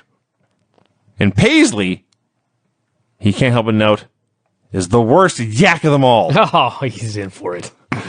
Which I thought was I funny. like this guy. Is this Queewee versus Johnny the Bull? It is. This poor Johnny the Bull, coming back from a torn urethra, takes Yes. a monkey flip Yes, Rob, he tore in his the urethra. first spot of the match and breaks his ankle. Yes. Queewee pins him. Again, That's 2 on one night. Yes. That didn't occur to me until hours later, but yes, there were 2 matches, one on each show. I remember this now. That ended in 20 seconds due to injuries on monkey flips. It was a running joke for a while that Monkey the most flips. dangerous move in professional wrestling was the monkey flip. I just thought it was funny, Brian, that Stevie called Paisley the worst yak of them all because she's his future sister-in-law. Right. That's true. That's the funny part. So it's not enough that Johnny the Bull breaks his ankle on a monkey flip. Here's clips of Johnny the Bull breaking his ankle in slow-mo over and over again from multiple angles. This poor guy. It's not as bad. Yeah, as, but you know what? If I broke my ankle in a match, like, you may as well get the most out of it. You can replay that 50 times. It's not as bad as Sid coming off the top No. by any means, but No. I don't want to see that. It's his foot goes in the way feet are not supposed to go. He's clearly in agony. He's on agony on the stretcher being dragged out. This is no good. Cat comes out for a promo. He calls Madden a fat ass for literally no reason. Running joke. He calls out Sanders. Accepts a match for Halloween Havoc. So I think Sanders, but whatever. They're going back and forth. Chronic comes out. Sanders says, kick his ass. The match at Halloween Havoc has the commissionership on the line. Yes. So Chronic heads to the ring to kick Cat's ass when Goldberg's music hits, and Sanders runs to join them. That was funny. Goldberg ends up coming through the crowd, I think, to join Cat in the ring. Mm-hmm. So Goldberg and Chronic are cutting promos on each other. And Chronic says, we beat people up for free. And in Vegas, we can make some big money. Because we're all about breaking necks and cashing checks. I loved when Adam Bomb says, Adam Bomb, one half of Chronic. Chronic! He says, the problem with this business is when the wrestlers start believing their own hype. I almost died. So they go back and forth for a while. Goldberg eventually promises they are both next, and security separates everyone. Booker T goes for a walk. Sanders tells David Flair to come with him. And then we got Shane Douglas versus Booker T with Scott Steiner on commentary on this show. Which means we heard nothing but This dead show air. is silent. This match is just complete silence. I kept checking my speakers to make sure I not accidentally muted them. Well, there was one line that I heard. It actually wasn't lewd.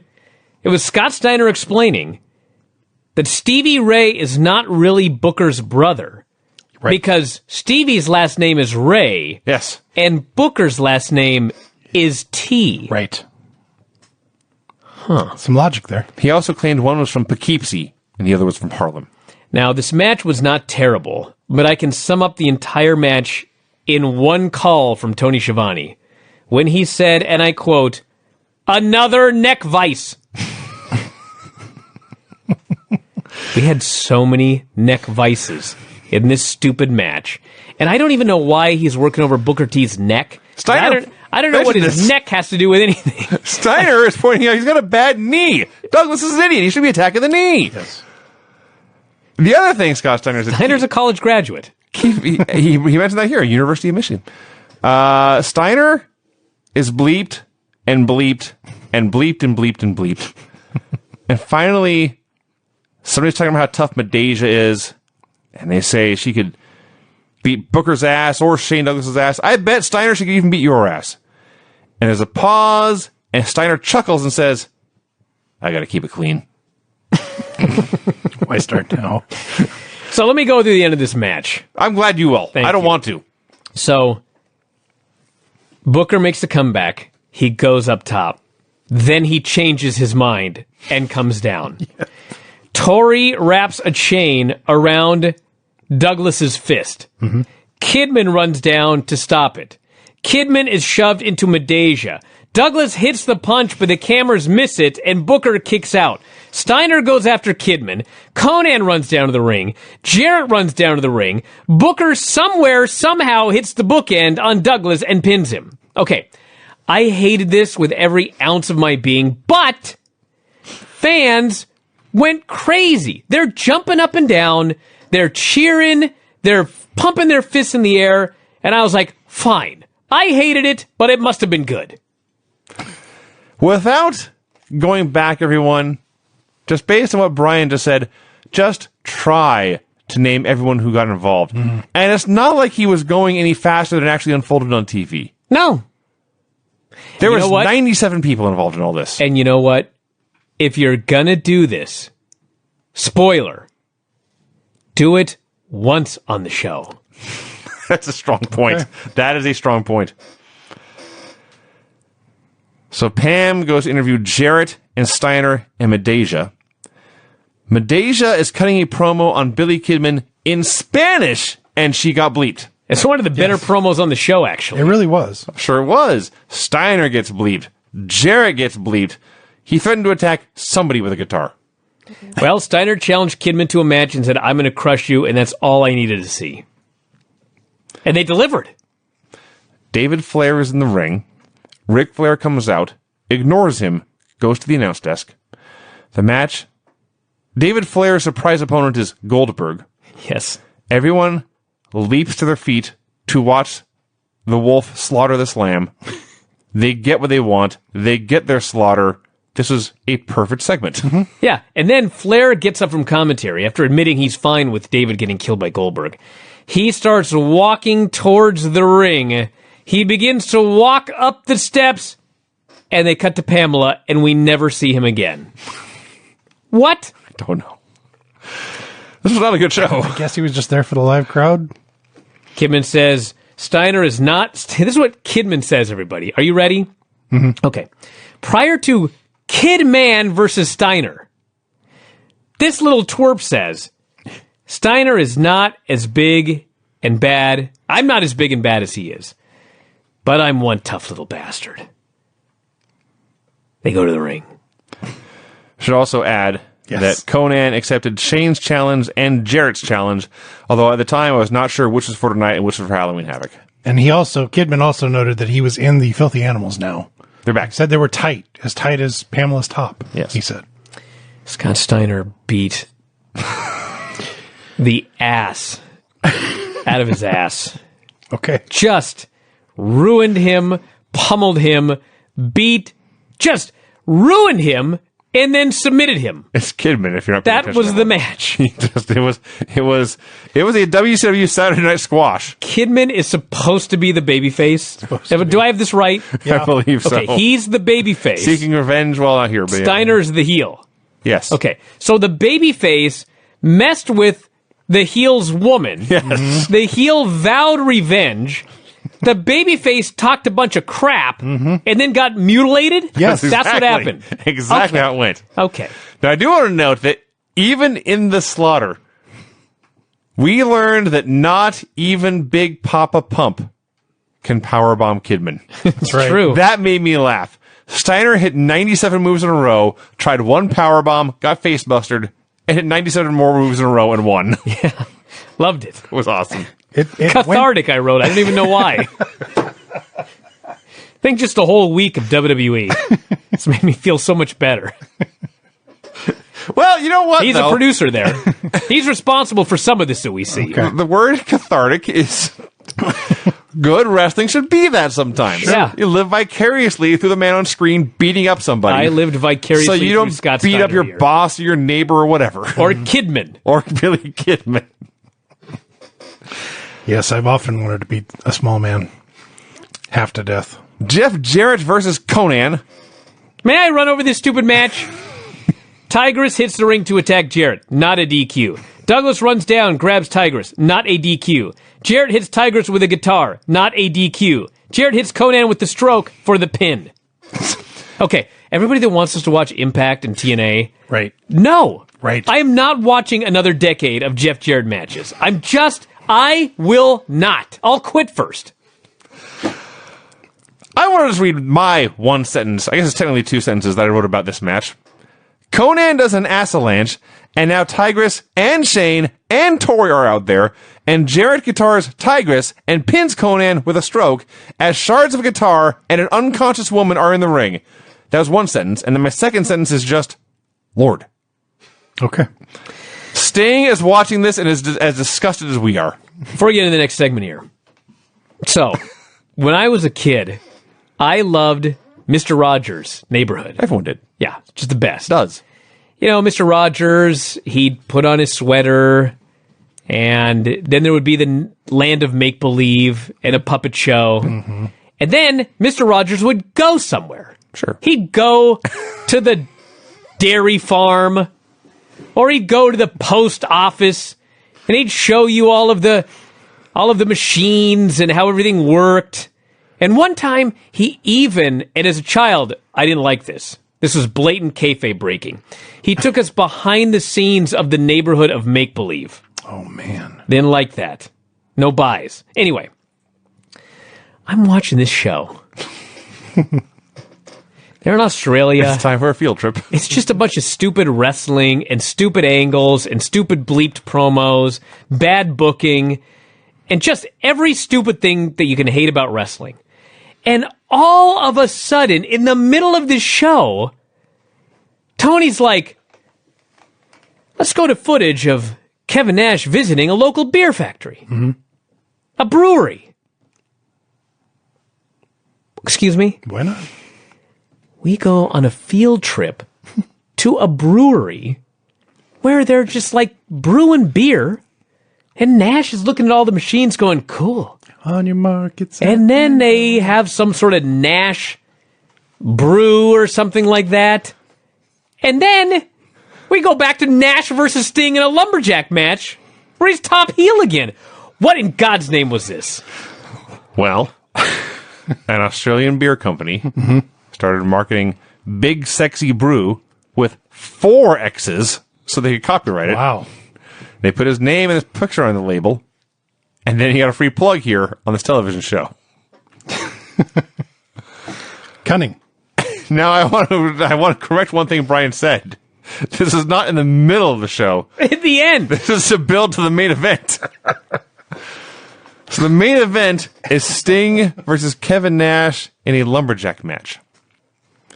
Where, by the way, I will also, one other thing to credit the show, the very first thing Kevin Nash said in the show was he was hungover.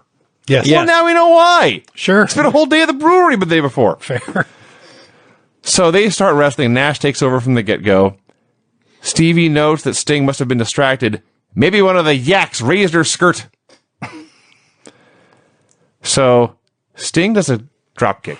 Kevin Nash does a tremendous bump over the top rope to the floor, where the Misfits in Action and Mike Awesome, all of whom I thought were babyfaces, all put their boots to him. Terrible lumberjacks. They throw him in. The match Who did you think were babyfaces? Misfits in Action and Mike Awesome. They are. Then why do they stomp this guy as soon as he got thrown outside? That's not how a lumberjack match is supposed to work. Well, I mean, we got bigger problems, Vinny. They might. So, much to my shock, Kevin Nash is actually still able to get into the Scorpion at this point. But Did you even mention the ref bump in a lumberjack match? Haven't gotten there yet. So They haven't? no, because first, Oh, yeah, you're right. Nash got pulled out of the Scorpion by the Thrillers. The match goes on for a while. Steiner runs in out of nowhere. He attacks Booker T. All the lumberjacks get in a giant fight, and conveniently they all brawl to the back. And then, yes, Brian, the referee gets bumped. A bunch of shit happens. I didn't bother writing any of it down. All I know is the ref is down. Nash is in the corner. Jarrett is on the stairs in the corner, hiding behind Nash. Well, he's big. He is big sexy, after all.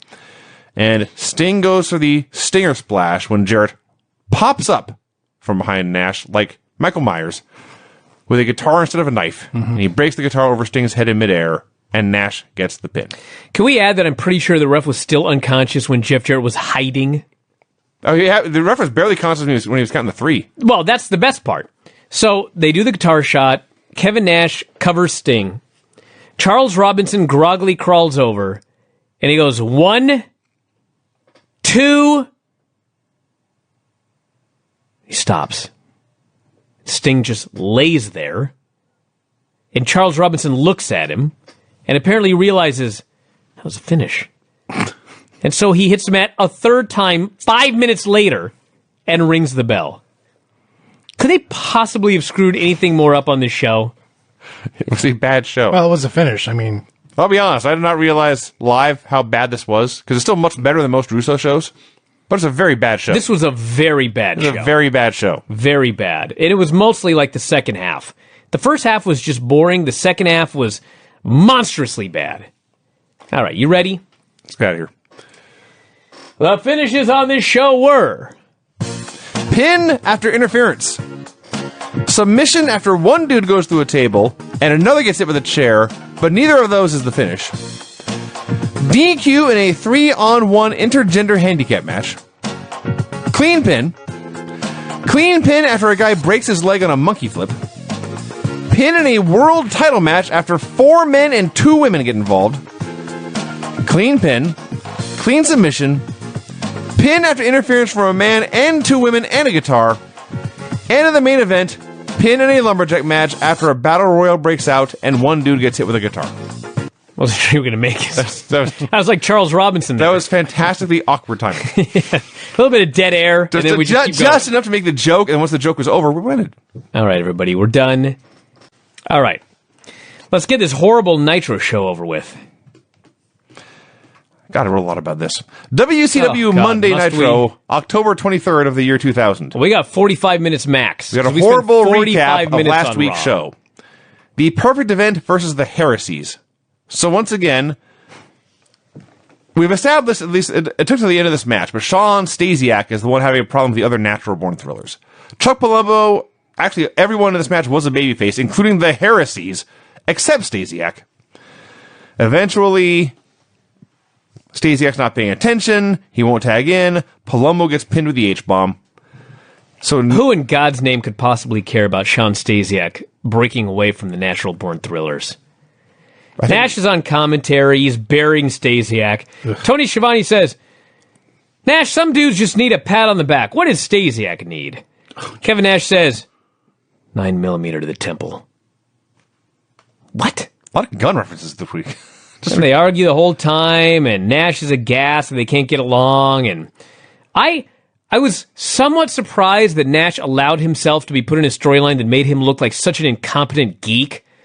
Then I realized he probably doesn't care. That's the key. Did you notice Nash's shirt? Hey, yo, it's a Scott Hall shirt he's wearing here. Yeah, we'll get to that later. It's got a little olive in it, and it says Last Call Hall on the back. So it's a shirt they actually had. Yeah. Yeah. They made money off of Scott Hall going to his actual rehab. Alcoholism. Yes. That's classic. All this happened. So Nash goes back to the commentary desk. He promises that Stasiak will learn tough love from the coach, and it's nothing you'll see on Vivid Video. Well, thank God. Good. It's nothing I want to see. All right, I wrote down all of Pamela Paulshock's questions on the show. God. It won't take long. Mike Sanders. Halloween Havoc is this Sunday, and you have the opportunity to be sole commissioner if you beat the cat in a kickboxing match. A kickboxing match now. Mm-hmm. Yes. That was her question, by the way, the statement.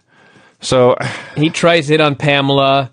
He vows to beat Shad at the pay-per-view, and he says, tonight, I will do a 3-round kickboxing exhibition.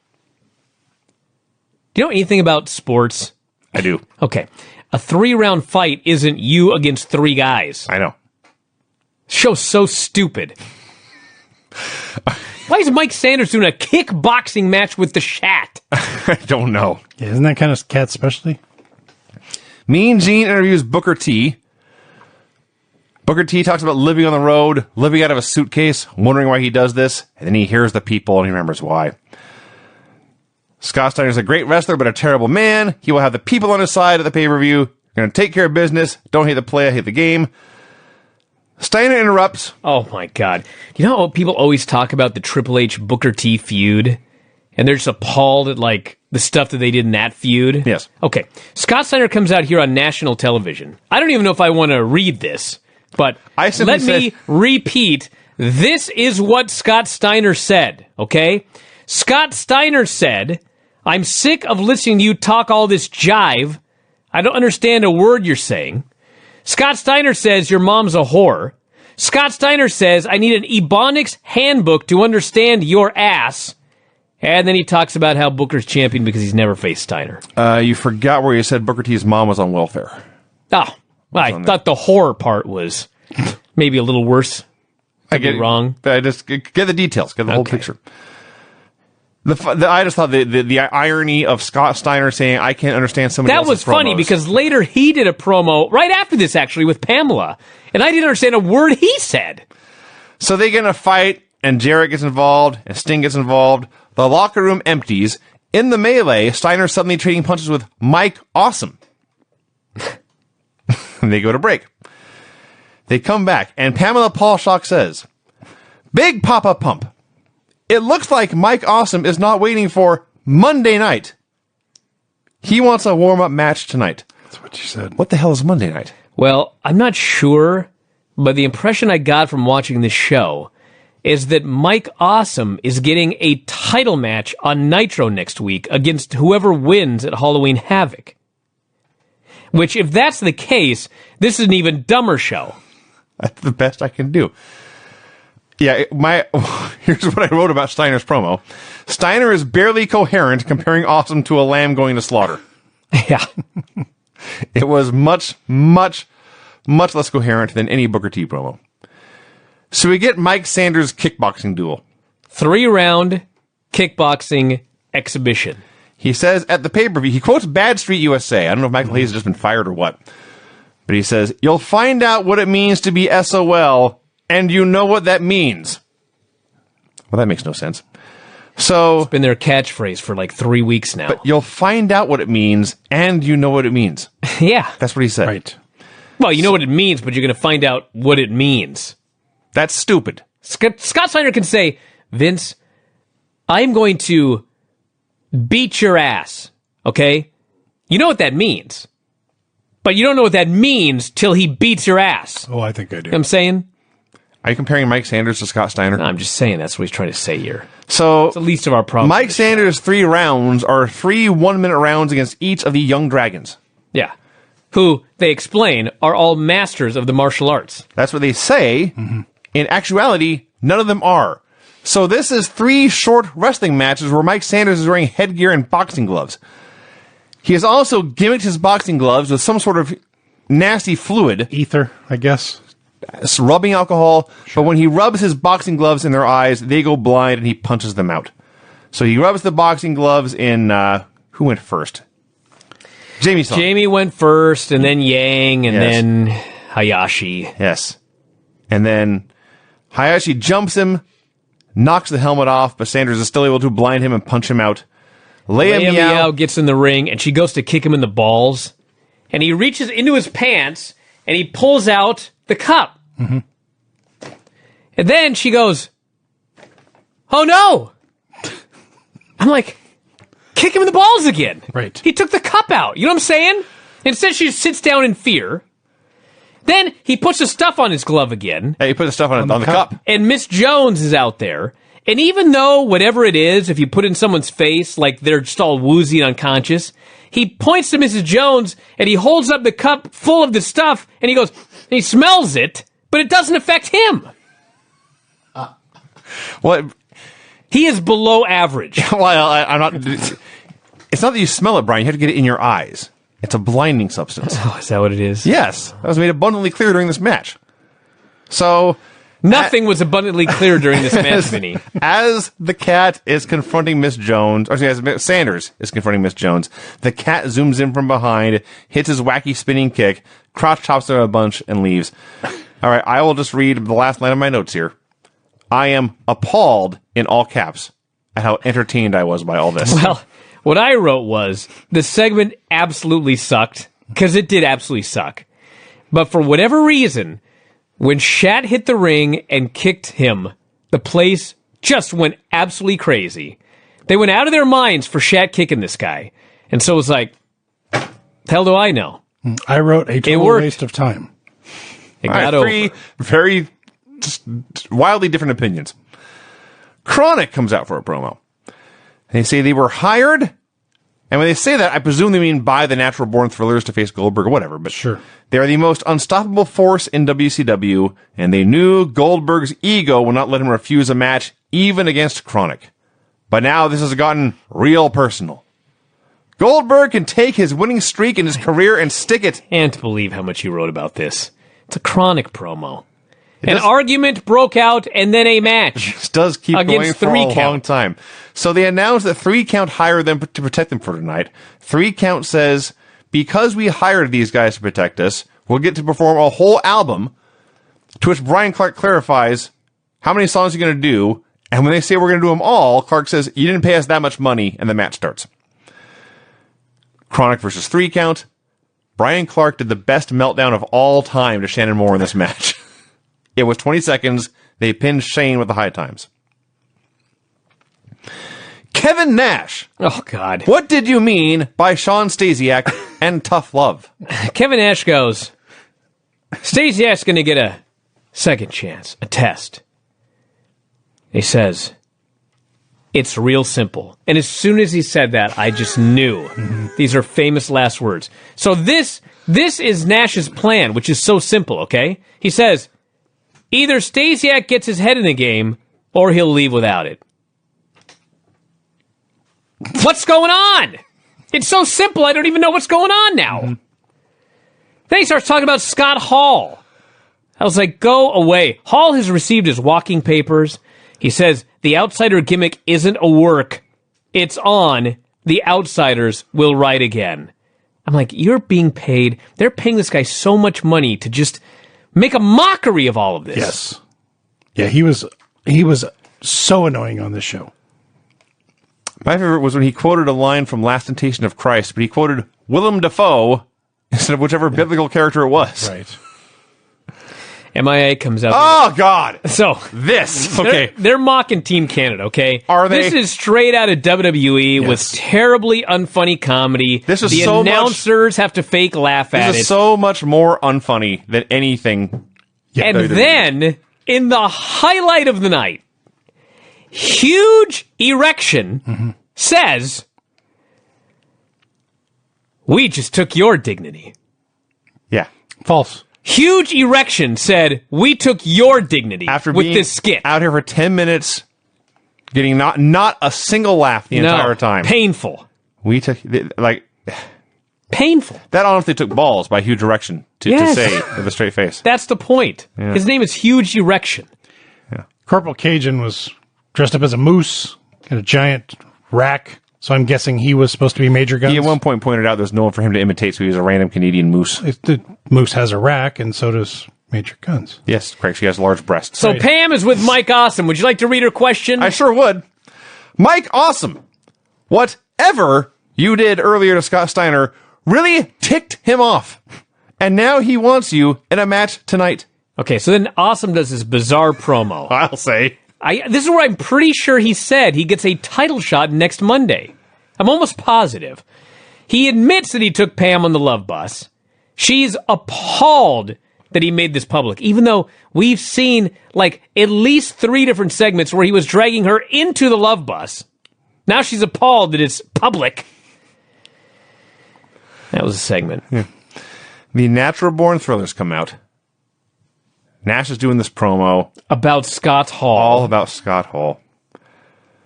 Crowd's chanting Hall's name. Mark Madden says, guy gets a pop that big, he should be here. And Stevie Ray says, Madden. Kevin Nash says, Hall and I, arguably, the greatest tag team of all time. That was funny. I'll argue that. Every one of the announcers had to say, it's tough to argue that one. He's right. They're the best tag team. I'm like, dude, come on. The best tag team of all time. Even if this was real. So, I believe his point was, to be a team, you must be a team. And Stasiak is not part of the team. what he said was, And so he's going to go it alone tonight. Hall and I showed what a team was. Shoot and work. Get out of here, you idiot. So yes, if you don't want to be part of this, you can do it alone. And as he said that, Goldberg's music hits. So apparently Nash and Goldberg are in cahoots. I guess. Here we go with the cahoots again. He kills Stasiak. They say he's 12-0. And earlier, I believe that Nash said if Stasiak didn't deliver, he was going to be beheaded. He would That take did his not head. happen. Man, that's not thunder. It's true. Goldberg promises in 6 days he will drive both of Chronic's asses into the mat. It always took 2 of you to take out one of me, but at Havoc, you're both next. The Boogie Knights cut a promo. Okay. Disco gets in the ring, okay? He has an announcement.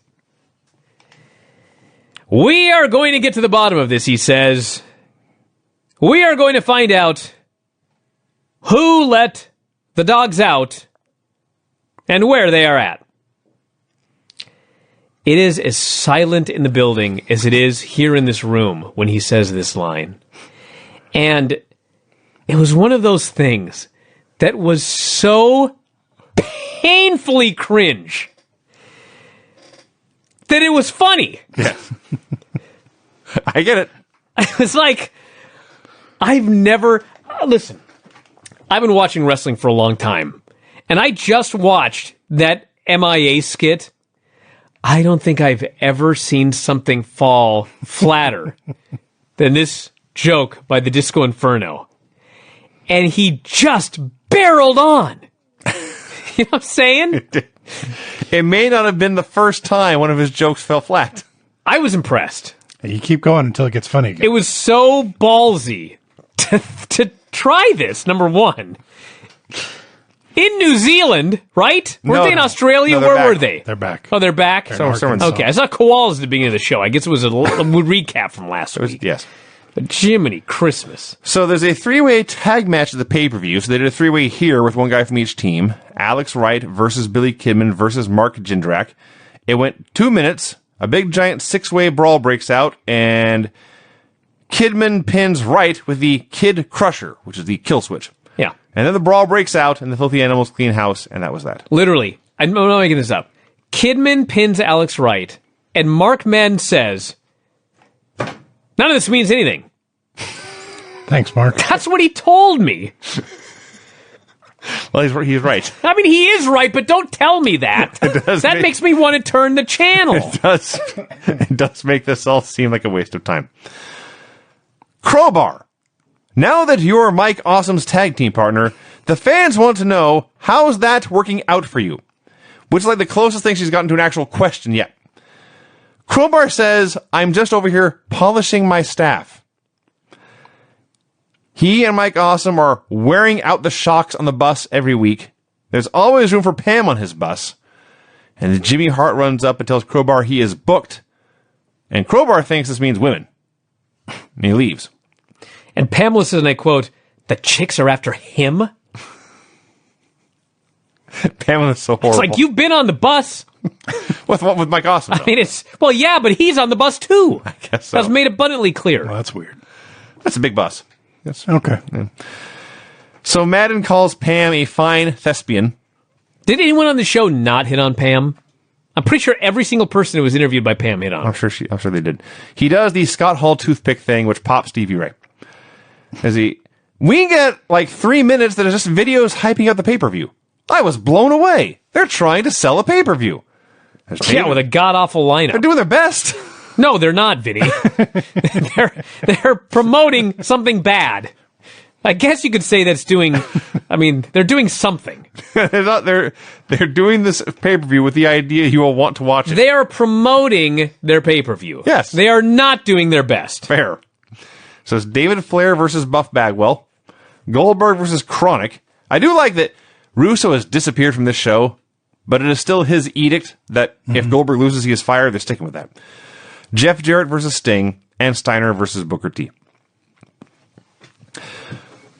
Crowbar versus Vampiro. This was so bizarre. That's exactly... First, Vampiro takes literally like 2 minutes to walk down the ramp. I don't know what took him so long. Well, clearly they had a lot of time to kill. Something must have gone very short. So they start doing this match, and for the first few minutes, it's there. It's Crowbar, the 70s Crowbar, against Vampiro. I don't know why I'm watching it. They do this spot, which was the funniest thing I ever saw. Crowbar gives Vamp a clothesline. And when he hits him, Vampiro does not bump. He stands there. But then he turns in a complete 180, and then he falls down. I watched it like 10 times. I was like, what was this? So I'm just like, oh my God, they're brawling outside. I'm so bored. I don't know why no one's getting disqualified. I presume it's no DQ. And they keep wrestling, and they keep wrestling. And all of a sudden, it's like, good. Mm-hmm. And they're like beating each other's ass. They're working their asses off. The crowd is like super into it for some reason. They're doing all this crazy stuff. And finally, at the end, Vampiro gives him this big choke slam off the DJ Rand's thing through a table. The place just goes absolutely out of their mind. The referee stops the match. Tony Schiavone says, we've never seen anything like this. Okay? Which is a complete lie. But he was so into the match that the way he said it, I actually believe we'd never seen anything like this. He was so excited about this match. And by the end, I was like, that was really good.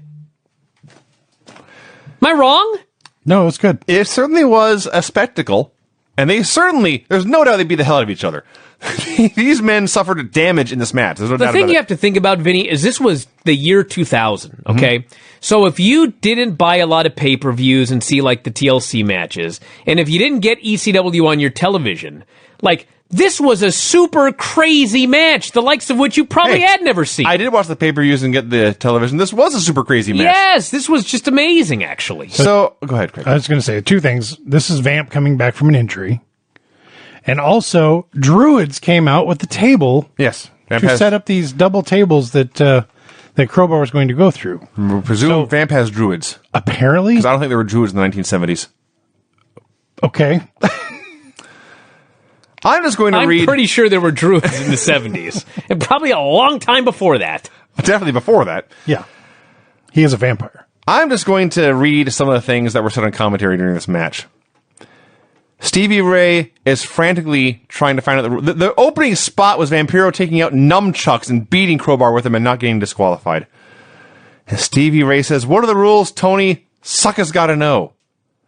And Tony says, "Well, suckers gotta know, but sometimes suckers don't know."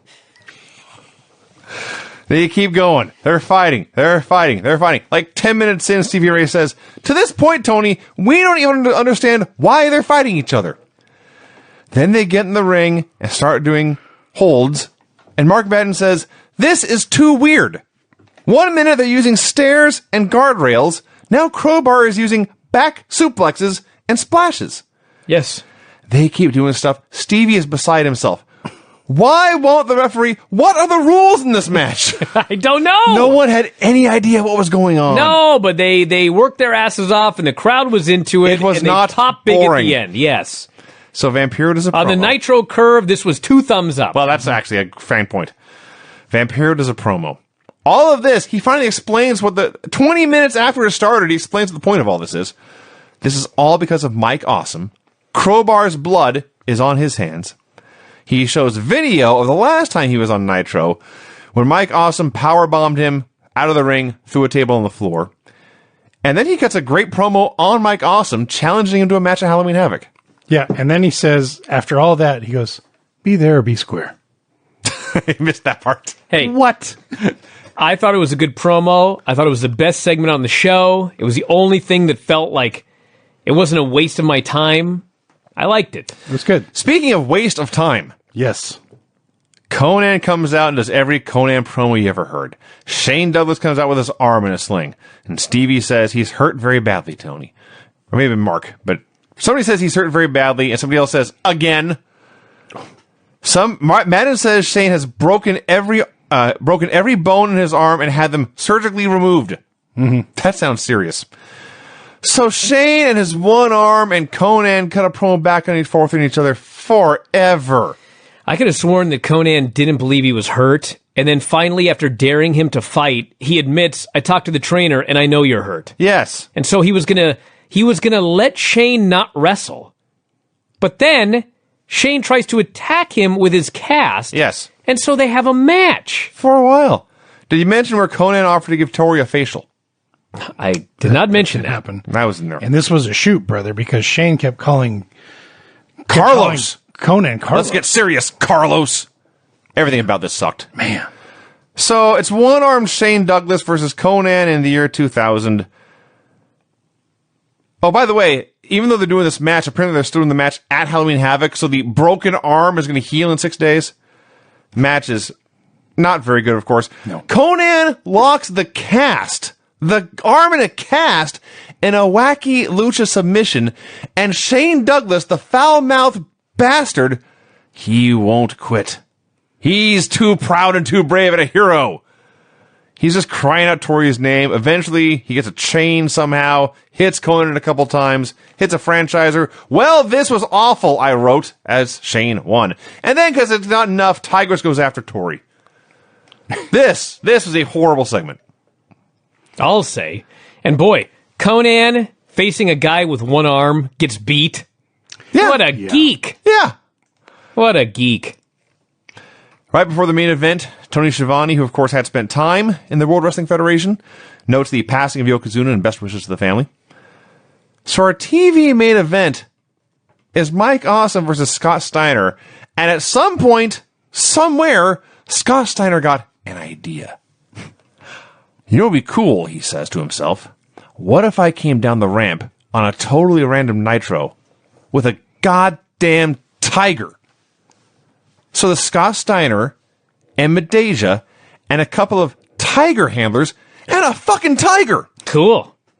And the tiger comes out and the tiger sees all those people and all these lights. Tiger says, fuck this. And the tiger tries to get backstage. And Scott Steiner and the tiger handlers are trying to power him back on. I know Cody got some heat recently for bringing a dog out with a bunch of pyro. There was a tiger in the aisleway, and there was pyro going off. My wife and I just watched a special on Siegfried and Roy. Oh my! And all I could think was, these are all so lucky that this tiger didn't maul anybody. Can you imagine if he went on a rampage and just jumped in amongst the fans? Dude, this is Nitro. Anything could have happened. Absolutely. There's no limit. Until that tiger was full. That's when it would have stopped. So, thank God they were able to maintain the tiger's composure, get it down just to the end of the ramp, and then get the hell back backstage, back into his cage. Steiner, now he must cut a promo. He's going to beat Booker Havoc. So, for the most part, Steiner and Awesome had a fun little TV match. I guess there are just no rules in WCW anymore, because Medeja just gets in the ring and starts kicking Awesome right in front of the ref. She grabs his boot at one point. She not only kicked him, she kicked him over the top rope. Yes. Yeah. What? So, Awesome is going for the running powerbomb out of the corner. Medeja grabs his foot. This distracts both Awesome and the ref. Steiner hits a pipe shot, hits the avalanche angle slam, and Awesome does kick out of that, but then he puts him in the Steiner recliner, and Awesome is done, and the show abruptly goes off the air. Okay, so I'm still not sure if Mike Awesome is getting a championship match next Monday. Oh, no? I don't care enough to check. That's like the key. But if that's the case, boy, can you imagine? Mike Awesome's getting a title shot next Monday. Let's beat him the prior Monday via submission. Of course. This show is horrible. It's like a different kind of horrible from the Russo shows. It's a much more tolerable level of horribleness. It's more tolerable, but it's still horrible. It's like we went from really horrible and nonsensical and stupid to just horrible and nonsensical and stupid. But not really. You know what I mean? I do not get angry at these shows. I say, well, whatever. I shut down my computer and move on with my life. I just get bored. Yeah, I was always miserable on the Russo shows. Well, let's do this finishes report. And get out of here. The finishes on this show were: clean pin when a guy walks out on his partner. 3 knockouts with use of a foreign substance in a kickboxing exhibition. Clean pin in a 2-on-3 handicap match. Clean pin. Clean pin in a 3-way. Ref stoppage after chairs and stairs and guardrails and tables were used in what I guess was a Falls Count Anywhere street fight where you can still win by TKO. Pin after a one-armed man hit a guy with a chain a few times. And in the main event, submission after pipe shot. Well, there you go, everybody. That's Retro Raw Nitro from 19 years ago this week. We are at war. I think it was that far I don't think he's that old. I think I was confused.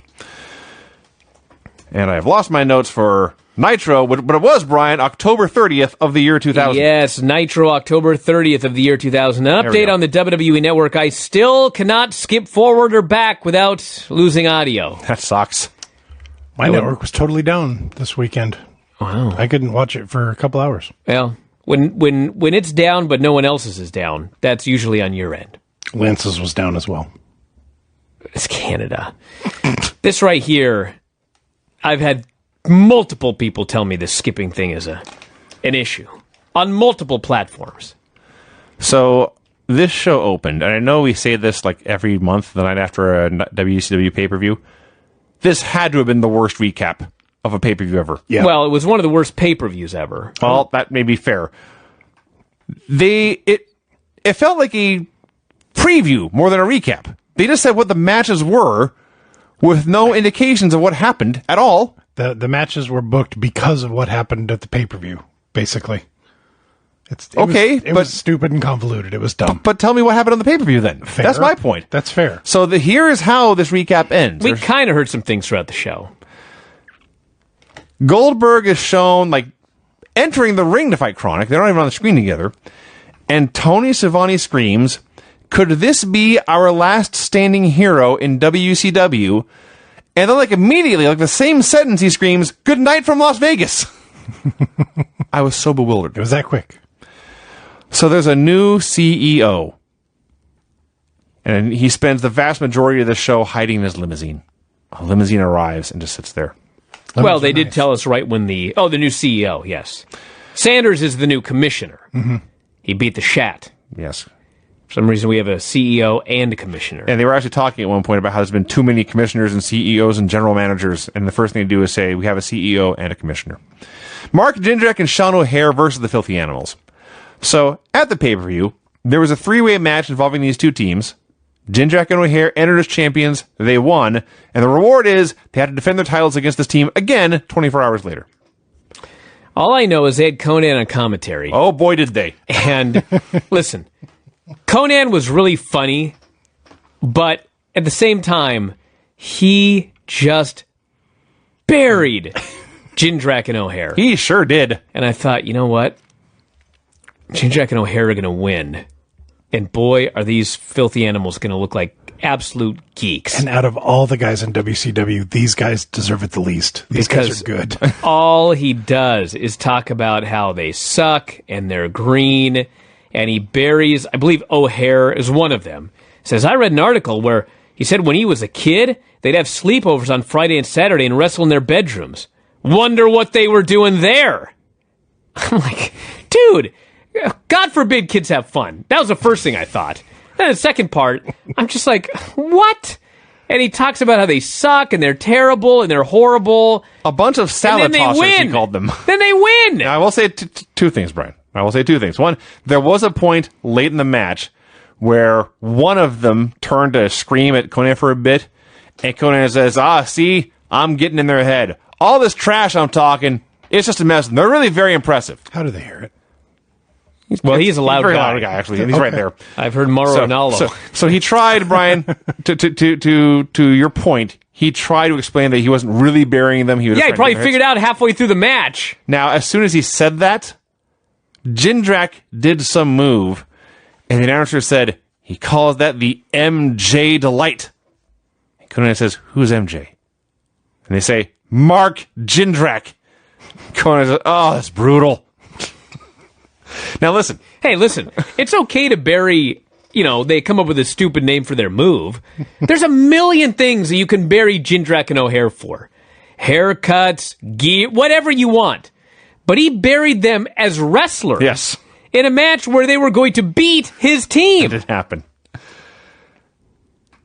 Oh, there's something else about this I was going to say, and I forget what it was now. But the dancing dildos. I have been told that annoying loudmouths burying pro wrestlers can be very profitable and enjoyable. I see. So, hey, I was down with Conan here.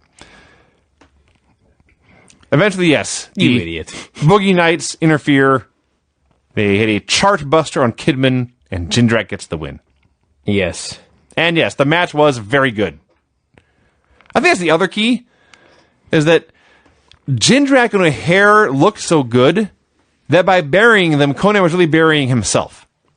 And when he says they suck, and you see some of the shit they pulled in this match, clearly they do not suck. Mm-hmm. Mike Sanders and Kevin Nash are having a chat backstage. Scott Steiner walks up and says, hey, Kevin, and then just puts his elbow in Sanders' throat. Because Sanders is the commissioner. Steiner somehow beat up Booker T, but is not champion now. It was disqualified. I see. They never told us that on the show. No.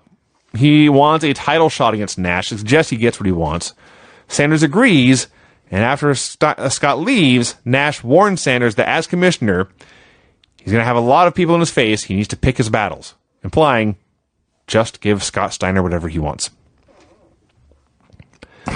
A hardcore title match between Kwee Wee and Reno. Okay, so Kwee Wee is covered in glitter. I've never seen this with glitter in my life. It's like he showered in it. And I've seen some glitter. He's covered head to toe in glitter, and he cuts his preposterous promo before the match. What he says, Brian. Don't make me angry. You've already made me angry. Yes. You wouldn't like me when I'm angry. That's what he said. Yeah. He said, you rolled the dice on Paisley. That's unforgivable. Come roll the dice on me, and I'll roll you like I used to do with the power plant. That was at least good. The second half was better than most promos today. The first half was ridiculous. So they had a hardcore match, which, did we mention we're sick of hardcore matches yet? It sucks. There was a really, really awesome bit where Kwee Wee did a running springboard sunset flip off the guardrail on the floor. That was really awesome. Otherwise, it's every hardcore match you ever saw. They fight up to the stage where the Natural Born Thrillers attack, and the Giants hit the big flying double Beal into the ring from the floor, and Reno hits the roll of the dice under a trash can and wins. This Reno cat, he's missing something. Missing a lot. Yeah, it was being nice, Vince. I'm sure he's a tough dude. Sure. As exciting television characters go, he's not there. No. So Mean Gene brings out Hugh G. Rection. The new U.S. champion. At the pay-per-view, he defeated the team of Lance Storm and Jim Duggan to win the U.S. title.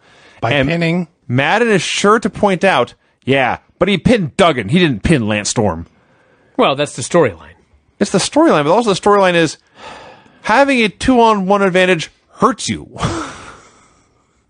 Because one guy's vulnerable. It's a stupid thing, is my point. Mm-hmm. I thought it was fine. So, General Erection comes It wasn't out. that the other guy was substandard. It was that one guy is the champion and one guy isn't.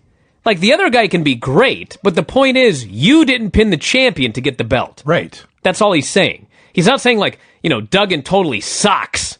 He pinned the guy that was horrible. So That's not what Vinny's saying. My point is, if you're saying that he would not have beat the champion if not for Duggan, or he wouldn't No, have that's won not the what he match. said. He was just pointing out that he didn't pin the champ to win the belt. Right, but since he beat up two guys, Brian, including the champion and his friend, I'm going to go ahead and assume he could kick the champion's ass. Whatever. There's a point to this. It's not worth anything storyline about. That I agree with. So they play the network version of the AMI theme, which is horrible. When General Erection comes out by himself, then he brings out the rest of the crew, and they didn't censor that one out. So if you ever wanted to hear the Misfits in Action theme, it's on this show. They just must have missed it, I guess. And weren't they paying attention? So he yanks the Canadian sticker off the U.S. belt. And then Hugh G. Rection talks about how great it was to have his little girls watching him wrestle. Dude, Erection does his victory speech. I can retire tomorrow with a smile on my face. Gene says... There's a joke there somewhere. Mean Gene says... Erection... I want you to know how much you're appreciated by everyone in World Championship Wrestling. When Gene said that, I was like, what is going on here? And then Gene goes... And then it got silly. He goes, come on, everybody. And in the background, you hear... Nobody's clapping. And Gene's trying so hard. Come on, everybody. Let's hear it for Erection. And then all of the geeks come out on the ramp. These geeks come out on the ramp. Like everybody in the... Yes. Rection cut a promo saying he did this for the Conans, the Mysterios, the Kidmans, and all the other C-Team players. Wow. At which point, Conan, Mysterio, and Kidman came out, and Madden points out, look, they're admitting they're C-Team players. All these geeks come out on the ramp. They all start clapping. They're clapping louder than the people in the building. Tony is so joyful to see all these people. Look, there's Arn Anderson. There's Billy Banks. Yeah. What the hell? So then out comes Bill Goldberg to get the big pop, put the guy over. And he says, Hugh Morris, he refuses to call him He will Erection. not call him Hugh Direction. Sure. Hugh Morris, don't you ever think that anything you've done for this company has been in vain. I'm howling with laughter. Like, Goldberg knows every goddamn thing he's done for the last year has been in vain. He tells Hugh Morris, I respect you, the boys respect you, everybody in the back respects you. Hey, my streak had to start somewhere. Yeah. I'm like, is he a heel? He thanked That was the most backhanded. I was just gobsmacked. Thank you, Morris, for losing to me and letting me kick your ass. Then Lance appears on the big screen. You just hear, Rection! Rection! It's Lance Storm. He's not wrong. Screaming Rection over the deal. He says, yeah, you got the girl, you got the gold, but you didn't get what you really wanted, and that was to beat me. Therefore, I will give you the chance to beat me, but you must put the belt on the line. And Erection says, I already signed the match. It is 1-on-1 for the belt at WCW Mayhem, which I think does one of the lowest buy rates in the history of professional wrestling. Actually, I can't even say that. There's many pay-per-views today doing much worse than Mayhem. Oh. But at the time, this was terrible. Hey, listen, they tried. I swear to God, that's what I wrote. They tried. They tried really hard. They did their best to make Hugh Morris a big deal. But nobody was in the building. It was like an empty building. Nobody cared. It was comedy. The CEO's limousine is still just parked there. Oh, God. David Flair comes down to the ring, and he's got papers. Okay? So for those of you that don't remember, because we talked about it a couple of weeks ago, he and Buff Bagwell had a DNA match at the pay-per-view. Right. David managed to coax some DNA out of Buff Bagwell. He brought it to wherever they examined this DNA, and they gave him the results of the paternity test. I'm supposed to believe that this dumb shit didn't read the papers before he got into the ring. They mentioned this. He comes into the ring, and he opens it, and he says, it says there's a 99.8% chance that Buff Bagwell is not the father? I'm like, dude, are you kidding me? I know he's a heel, but this is so dumb. Then M.I. Smooth comes out. M.I. Smooth says, I got a bone to pick with you, David. Bagwell's mad at me, so I'm mad at you. He says, I never said that Bagwell was the father. I just said, I got a videotape, and if you watch it, you'll know who the father is. Which, actually, I believe is what he said. But the announcers are insistent that he actually said that Bagwell was the father. They're going against, like, nobody has any idea what's going on. And you know who else doesn't have any idea what's going on? Me. Because M.I. Smooth that gets in the ring with David Flair, and he beats the shit out of him and pins him. Yeah. M.I. Smooth, I'm not sure has had a match since Chris Benoit beat the shit out of him in like 1995. When he Am was I wrong? Ice Train, yes. What is going on this show? Years. Well, you wanted- My no swearing rule broken again by this stupid segment. You want to get a guy over, you have him winning his debut. I got nothing to add. Jimmy Hart does a promo where he explains he has a new hobby. It's wrestling radio DJs, male or female, on Nitro. Basically challenges everyone who works in radio around the country. It reminds us all he's the man who knocked out Andy Kaufman. Which I don't think he was. I don't remember I could have that. sworn it was Jerry Lawler. That's why I remember it, yeah. Clips of Jerry Lawler that I've seen. The Boogie Nights do a promo where they tell us they don't know why they're here, but they've been sent out there by Mike Sanders. Right. Then Bill Goldberg's music hits and they freak out. So I think, okay, no one likes the Boogie Nights. I can buy that.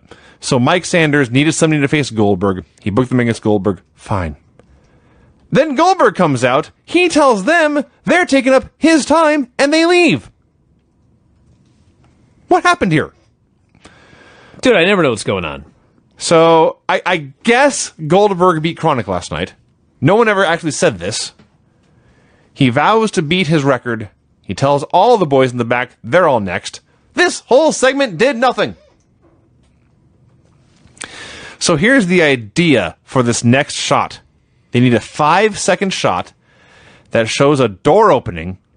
We'll see a man in a suit walking down the legs of a man in a suit walking down the hallway, and then we'll reveal who the new CEO is in the next segment. Mm-hmm. But it's WCW. They can't accomplish this simple task, and Ric Flair opens the door. The camera's looking up at Ric Flair's face and Ric Flair's shocking gold platinum hair, and then it pans down. Well, Vinny, do you know how hard it is to do a pre-tape? Apparently, it's incredibly difficult. I would say, Brian, it's impossible. It is impossible. It cannot be done. Dude, they can't even do pre-tapes nowadays. Like on Raw and SmackDown. You know what? I'm not going to let this being live as an excuse. No, of course not. It's ridiculous. My point is they could have pre-taped this, or they could have just pre-taping would have helped. Filmed the ground. But I could give your children an iPhone and say, don't shoot Daddy's face, and they pull it off. Yes. Not in WCW. It's rampant incompetence. There was a Bruno Mully joke in here as well. What was it? Well, Flair was wearing Bruno Mully's, and that's what OJ was wearing. I see. Yeah. So Sanders comes out for a promo. He brags about beating the Cat. He books Booker T versus Scott Steiner versus Mike Awesome in a 3-way tonight. It was going to be Awesome versus Booker. He has added Scott Steiner to the match because Scott Steiner was going to kill him if he did not. He tries to intimidate the new CEO without knowing who it is, and then, of course, Flair comes out. Now, Sanders debuted 2-3 months ago, and I was very much not a fan of his opening promo. Since then, he's been much better. He's been a perfectly fine part of the show. But, boy, when he's in there with Ric Flair... and this is not Mike Sanders' fault. It's Ric Flair. This is a steep hill to climb. And it's not even that it's just Ric Flair. It's a Ric Flair that doesn't care anymore. So he's free to... He's just like, whatever. And Flair's doing his best to put Sanders over. Talking about how, I've been at home watching you. I've been impressed. You got the gift of gab. You're a good hand in the ring.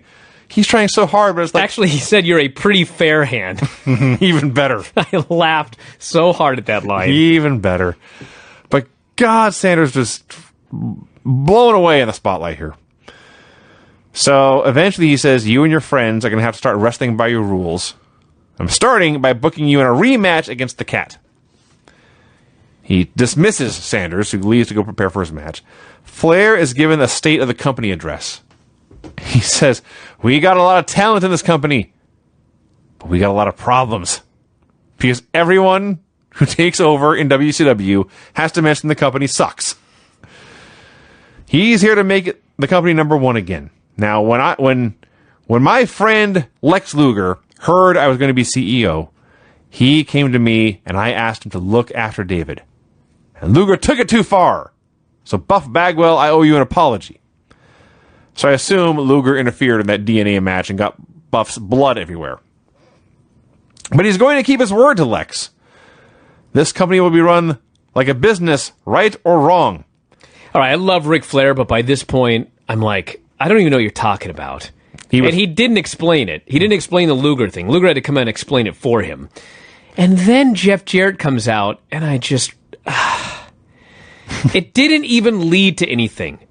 Jeff came out and threatened to take out Flair. Flair said, I'm retired. You're a great wrestler, but I'm the boss. This went back and forth for like 5 more minutes, and then it was just over.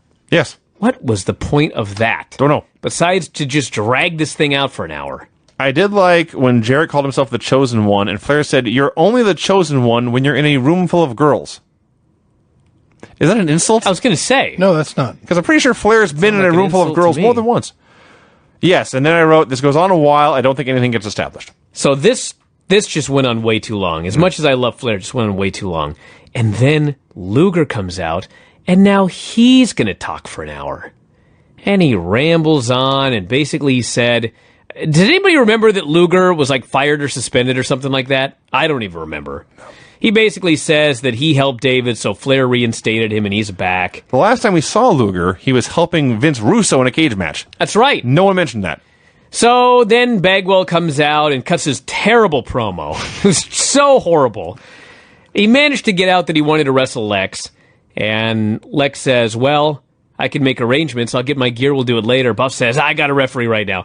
These two guys do a match in their street clothes. Mm-hmm.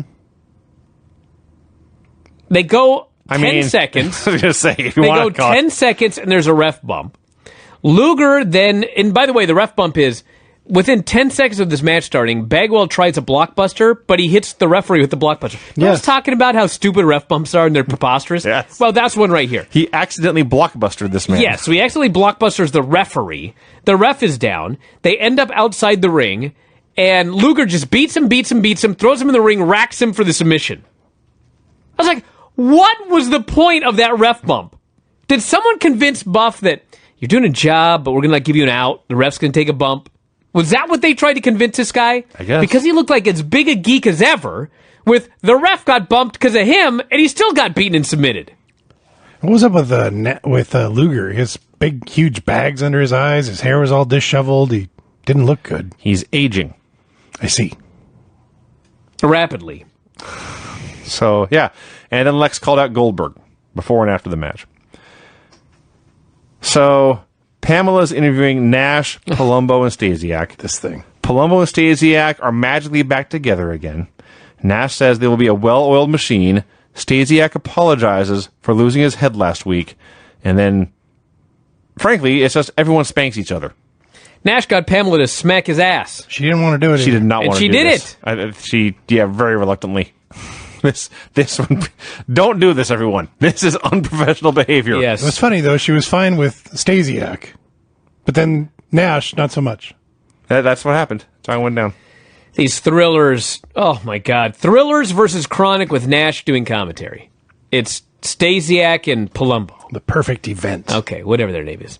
First off, the fans chant, "We want Scott Hall." And given the options in the ring, I cannot blame them. Sure. Okay, so the match sucked. How could it not? It's the Thrillers versus Chronic.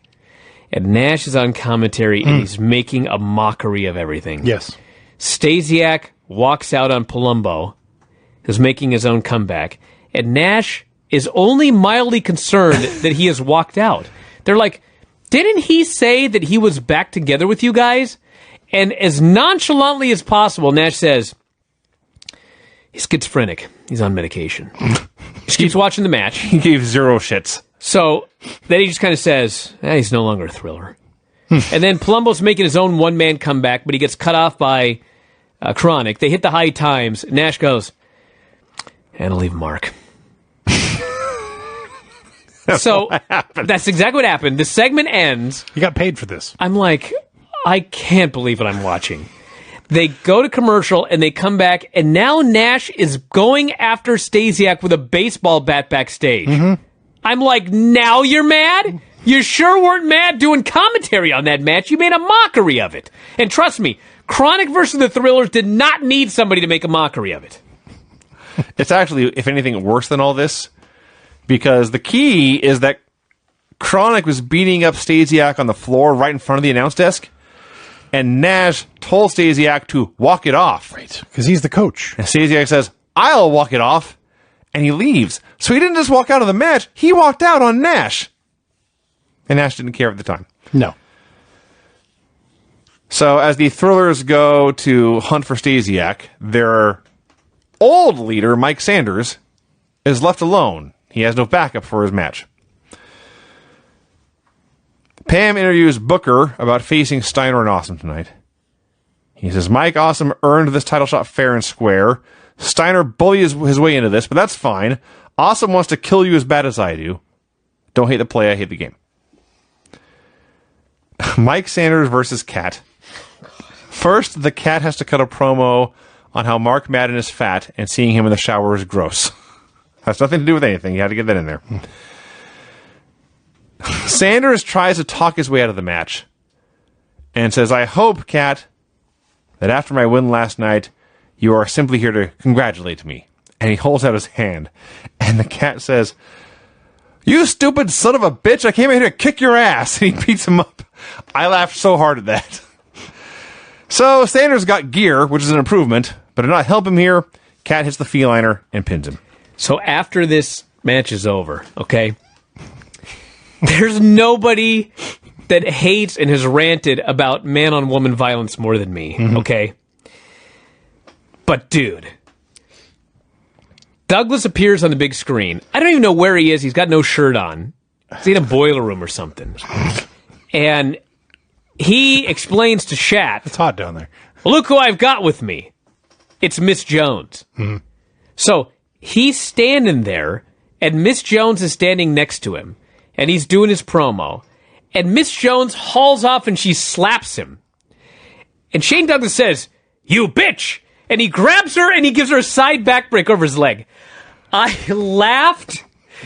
It was so ridiculous. You understand what I'm saying? Yes. It was a parody of a parody. It was the stupidest thing I've ever seen. It's like, first off, where are you? Why don't you have a shirt on? Why are you with her? Why is she slapping you? And your reaction is to grab her and give her a side backbreaker over your knee? They're just standing there. She's not chained up. No. She can leave at any time. And he didn't say anything. He didn't insult her. He didn't threaten her. All he said was, look who's standing next to me. And then she hauls off and slaps him. And he is so angry that he must perform a wrestling hold. It was like something that you would see on a show making fun of professional Yes, wrestling. absolutely. Yes. I was waiting for a laugh track. It was like so many universes beyond stupid that I'm sitting there laughing. Like tears are coming out of my eyes. I feel like such an asshole for laughing at this guy beating up this woman, but it was so ridiculous. It was ridiculous. So it gets more ridiculous. It would be like if she slapped him, he goes, "You bitch," and he hit a mallet on the ground, and it sent her on a spring, like, up and it was so beyond anything. Well, what actually happened, he gives her a side backbreaker. He did this because, of course, they're not in a ring, so he can place her down on his knee and drop her half a foot to the floor and she'll be okay. But she, of course, sells it like death. The Cat runs backstage. They go to break. Now, of course, it's the network, so there's like a 3-second pause before the screen comes back from blackness. But imagine it's the year 2000 and you're watching this live on the comfort of your couch and you're watching commercials for laundry soap and bread and whatever else is on Turner Network television at the time. 5 minutes pass. The screen comes back up. Miss Jones has not moved. She was left dead. Paralyzed. By this backbreaker. And no one tended to her. The Cat runs in. Hadn't thought of that. Takes her, sits her right up, this paralyzed woman, tells her to straighten her legs. He's very concerned. He's screaming for help. But then as soon as one person gets there to help, he lets go. He looks right into the camera and says, "Douglas, I'm going to take care of you and your floozy because I'm the greatest." And he leaves. So ridiculous. It's one of the goofiest things I've ever seen in my life. It was very strange. Pamela interviews Mike Awesome. Someone finally had the bright idea to take that 70s guy whose gimmick is that he loves 70s culture and fashion and music. Right. And they play 70s music during his promos. Crazy. Simple. So they explain that in Australia, at some point, Mike Awesome won this title shot. They never say who he beat or how he did it to win, but he won this thing. But bring Steiner on, he says. It's triple threat rules. And he explains it's going to be 2 of us versus 1 of you. Great baby faces. Then I will take out Booker T, and I'll win the title. So the main event 3-way, Steiner versus Booker T versus Mike Awesome. And by the way, they finally got the bright idea to put Awesome back in his wrestling gear. That also helped. He did wrestle in trunks and boots and knee pads, yes. His promo, though, with but not the for a stupid while. music in the background. Yeah. It was like he was actually doing drugs for this promo. When I watched it, There's no drugs in wrestling, Brian. like, if you would have told me, well, you know, he wanted to live the gimmick. That's why we got this promo. I'd have believed that. So Steiner does a promo where he explains, I'm paraphrasing, but this is what he said. He does not need the world title to legitimize him because he has big arms. Sure. His claim. Right. So Well, and he beats up Booker every day, so. that's also true. He beat him up here. Booker comes out. Awesome jumps him. They have a one-on-one match for like 5 minutes. And finally, they play Awesome's music, and he runs down. Now, the good news is, when he gets there, it's not what he said. I just love that. The match starts and he's not there. And so the announcers spend minutes coming up with every possible theory about where he might be. Put his gear on. And then finally, he just runs down and starts the match. He was just late. Yeah. He overslept. All right. So the good news is they did not do what Awesome said. It was not two men beating up Steiner for several minutes. It was just a three-way, which they called everything in the ring. And for a while, it was pretty good. Everyone had a right sense of when to do stuff, when to cut each other off, and when to feed a guy. And it did go a little long, got a little clunky by the end. But the finish made sense. Steiner was running wild, laid out Booker, threw him out of the ring, laid out Awesome, put him in the Steiner recliner. But then Booker kicked Steiner in the head. Steiner falls out of the ring. And as Awesome gets to his feet, Booker hits the bookend and pins him. Fine. It's a fine TV main event. They've screwed Steiner multiple times. Even though he's the heel. Yes. Well, that's also They're true. building to the heel getting his big win, his triumphant win. That is what's happening. Yeah. So, you would think what would happen is that Steiner would attack the good guys and then security would pull him off. That's not what happens. Steiner is outside on the floor, mad that he has lost this match without being beaten, and then security just attacks him. He's just minding his own business, and they run down and It was attack him. baffling. I couldn't, why is security out there? He's just standing there. I don't know. He hadn't attacked anybody or nothing. So I think it went a little. The match was a little short because Booker had to kill some time with a promo. Says we can do this in the back, we can do it in the street, but I'm going to give the people what they want to see. And Steiner comes out, and the show fades to black. How was the show, everybody? You ready, Vinny? Yes, this will be short. Really? The finishes on this show were pin after interference, pin after ample interference in a hardcore match, clean pin, submission after a bunch of chair shots, pin in a tag match when one guy abandons his partner, clean pin, and clean pin in a three-way. Hey! And some dude gave a girl a backbreaker. Not technically a finish. There's no Yes, match it's there. not a finish. Well, it was finished for her. All right, everybody. That is the show.